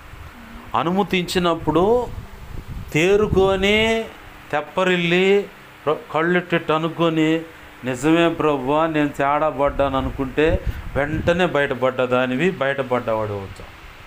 లేదనుకో అది ఎప్పటిదాకా నిన్ను ప్రశ్నగా చూస్తుందంటే, సమాధానం లేకుండా ప్రశ్నగా చూస్తుందంటే, నీలో క్షమించలేని ఆ గుణం ఇరిగిపోయేదాకా, ఒక వ్యక్తిని సహించకుండా ఓర్చుకోకుండా పద్దాకల అట్లానే మొండిగా ఉంటావు చూడు, ఆ మొండితనం అనేది నీలో నుంచి పోయేదాకా నీ జీవితంలో ఆ పొరపాటు ఉంటూనే ఉంటుంది.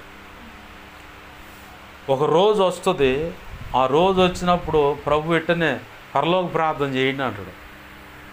చేయగానే అంతా చదువు పరలోక ప్రార్థన చెప్తా ఉన్న తర్వాత మధ్యలోకి రాగానే ఏముంది, మా రుణస్తులను మేము క్షమించి ఉన్న ప్రకారము మీరు మా రుణములను క్షమించండి అని ఉంటుంది.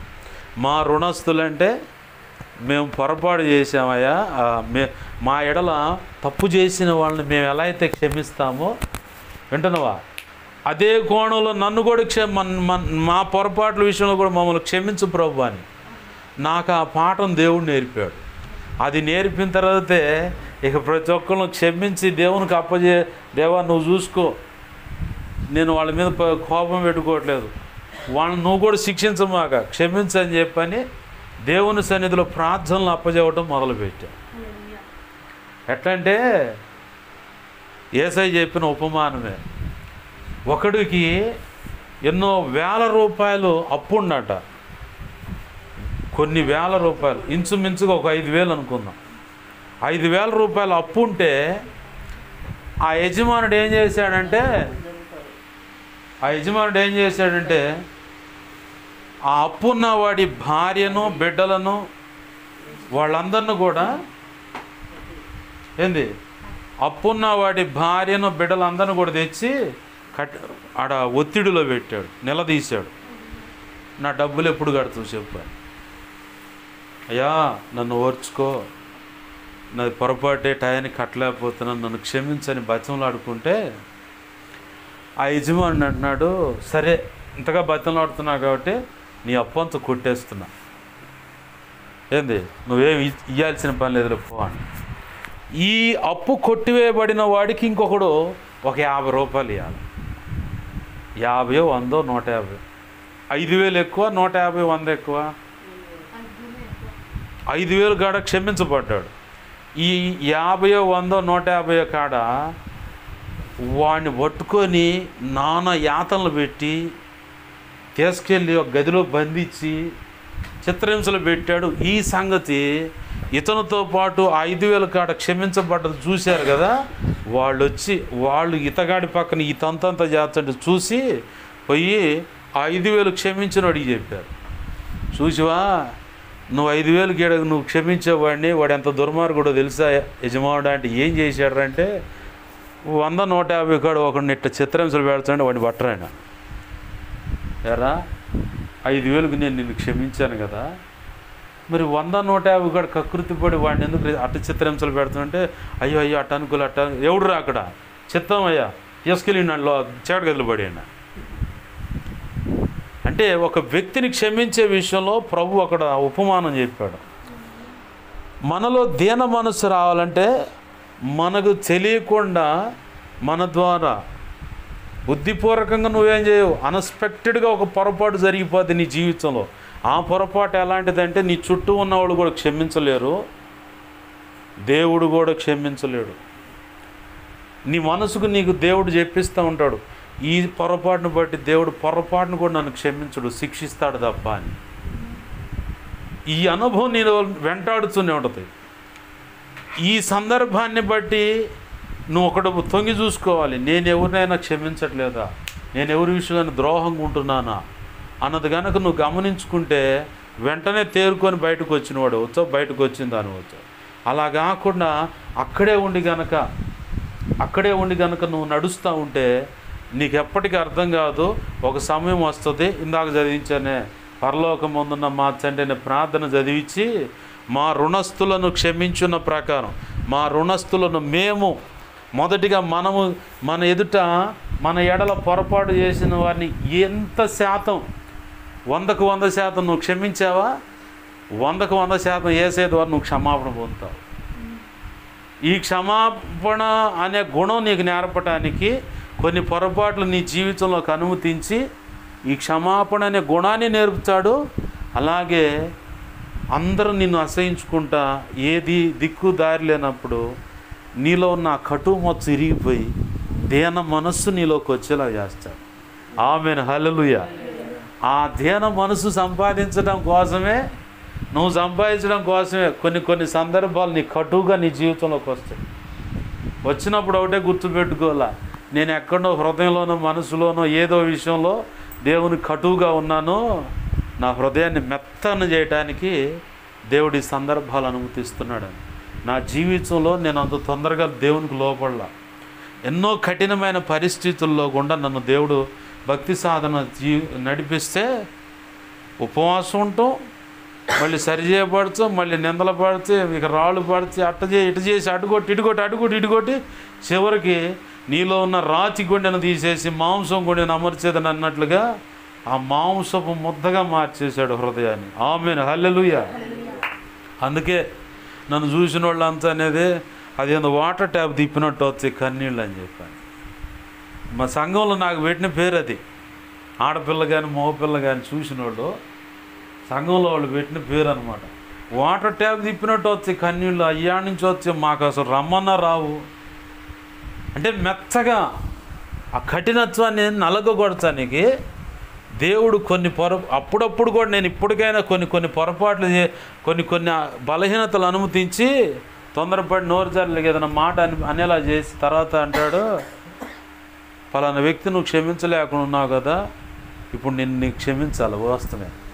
మరి ఆ వ్యక్తి నువ్వు క్షమిస్తావా లేదన్న ఆలోచన మన మనసులోకి తెచ్చి తేంగలు అప్పుడు నువ్వేం చేస్తావు? పొరపాటును కూడా ఆ వ్యక్తిని క్షమించనంటే నేను నిన్ను కూడా క్షమించను అంటున్నాను. అంటే లింక్ అన్నమాట, అది లింకు. క్షమాగుణము నీకు నేర్పడానికి, దీన మనసు నీలోకి తేవటానికి, ఆయన అనుకున్న మెత్తటి మాంసం వంటి హృదయం నీలోకి తీసుకురావడానికి కొంతమంది వ్యక్తులను వాడుతాడు. నీ భార్యనే నీకు రివర్స్ అయ్యేలా చేస్తాడు. నీలో మాంసపు హృదయం రావటానికి, క్షమా హృదయం రావటానికి, దీన మనసు రావటానికి, తగ్గింపు జీవితం రావటానికి. కొంతమందిని భర్తలను వాడుతాడు భార్యల దగ్గర. కొంతమందికి పని కాడ కానీ, ఉద్యోగాల కాడ కానీ, వర్క్ చేసే కాడ కానీ, చుట్టుపక్కల ఉన్న వాళ్ళని కూడా వాడతాడు. అర్థమవుతుందా? వాళ్ళను వాడినప్పుడు నువ్వు గుర్తుపెట్టుకోవాలా, నేను కరెక్ట్గా నేను ఇదే ప్రార్థన చేసుకుంటా, ప్రభువా నేను ఇంకా ఎవరైనా నాకు వ్యతిరేకంగా కనపడుతున్నప్పుడు, ఎవరైనా చుట్టుపక్కల ఇంకెక్కడైనా రేగుతున్నారు అనుకున్నప్పుడు వెంటనే దేవుని పాదాలు పట్టుకొని నేను ఇంకెక్కడైనా లోపడచలేదా చెప్పయ్యా, దిద్దుబాటు చేసుకుంటా, క్షమించు అని చెప్పి వెంటనే ఆ లోబడందేదో, నేను ఏ విషయంలో నీకు లోపడచలేదో ఆ లోబడని అటువంటి సందర్భం ఏదో నాకు చెప్పు, నేను దిద్దుబాటు చేసుకుంటా, నాకు సహాయం చేయ ప్రభు అని ప్రభు పాదాలు పట్టుకున్నప్పుడు ఆయన ఒక ఆలోచన తెచ్చి ఆ విషయం చూపించేవాడు. వెంటనే ఆన్ ది స్పాట్లో పద్ధతి మార్చుకొని ఇంకా పాట పాడుకోవడం. అనుబంధము విడదీయగలరా ఎవరైనను, మరి ఏదైనను విడదీయగలరా ఎవరైనను, మరి ఏదైనను. రాజా జగమెరిగిన నా యేసు రాజా, రాజా జగమెరిగిన నా యేసు రాజా. రాగాలలో అనురాగాలు కురిపించిన మనబంధము, అనుబంధము, మనబంధము, అనుబంధము.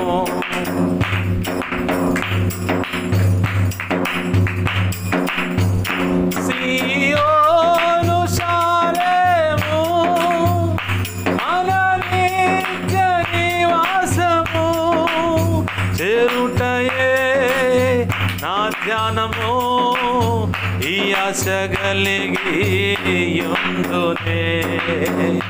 సియోను శాలేము మన నిత్య నివాసము, నిత్యము ఈ ఆశ కలిగి యుందునే. నిత్యము ఆరాధనకు నా ఆధారమా, స్తోత్రములు నీకే అర్పించెద యేసయ్యా.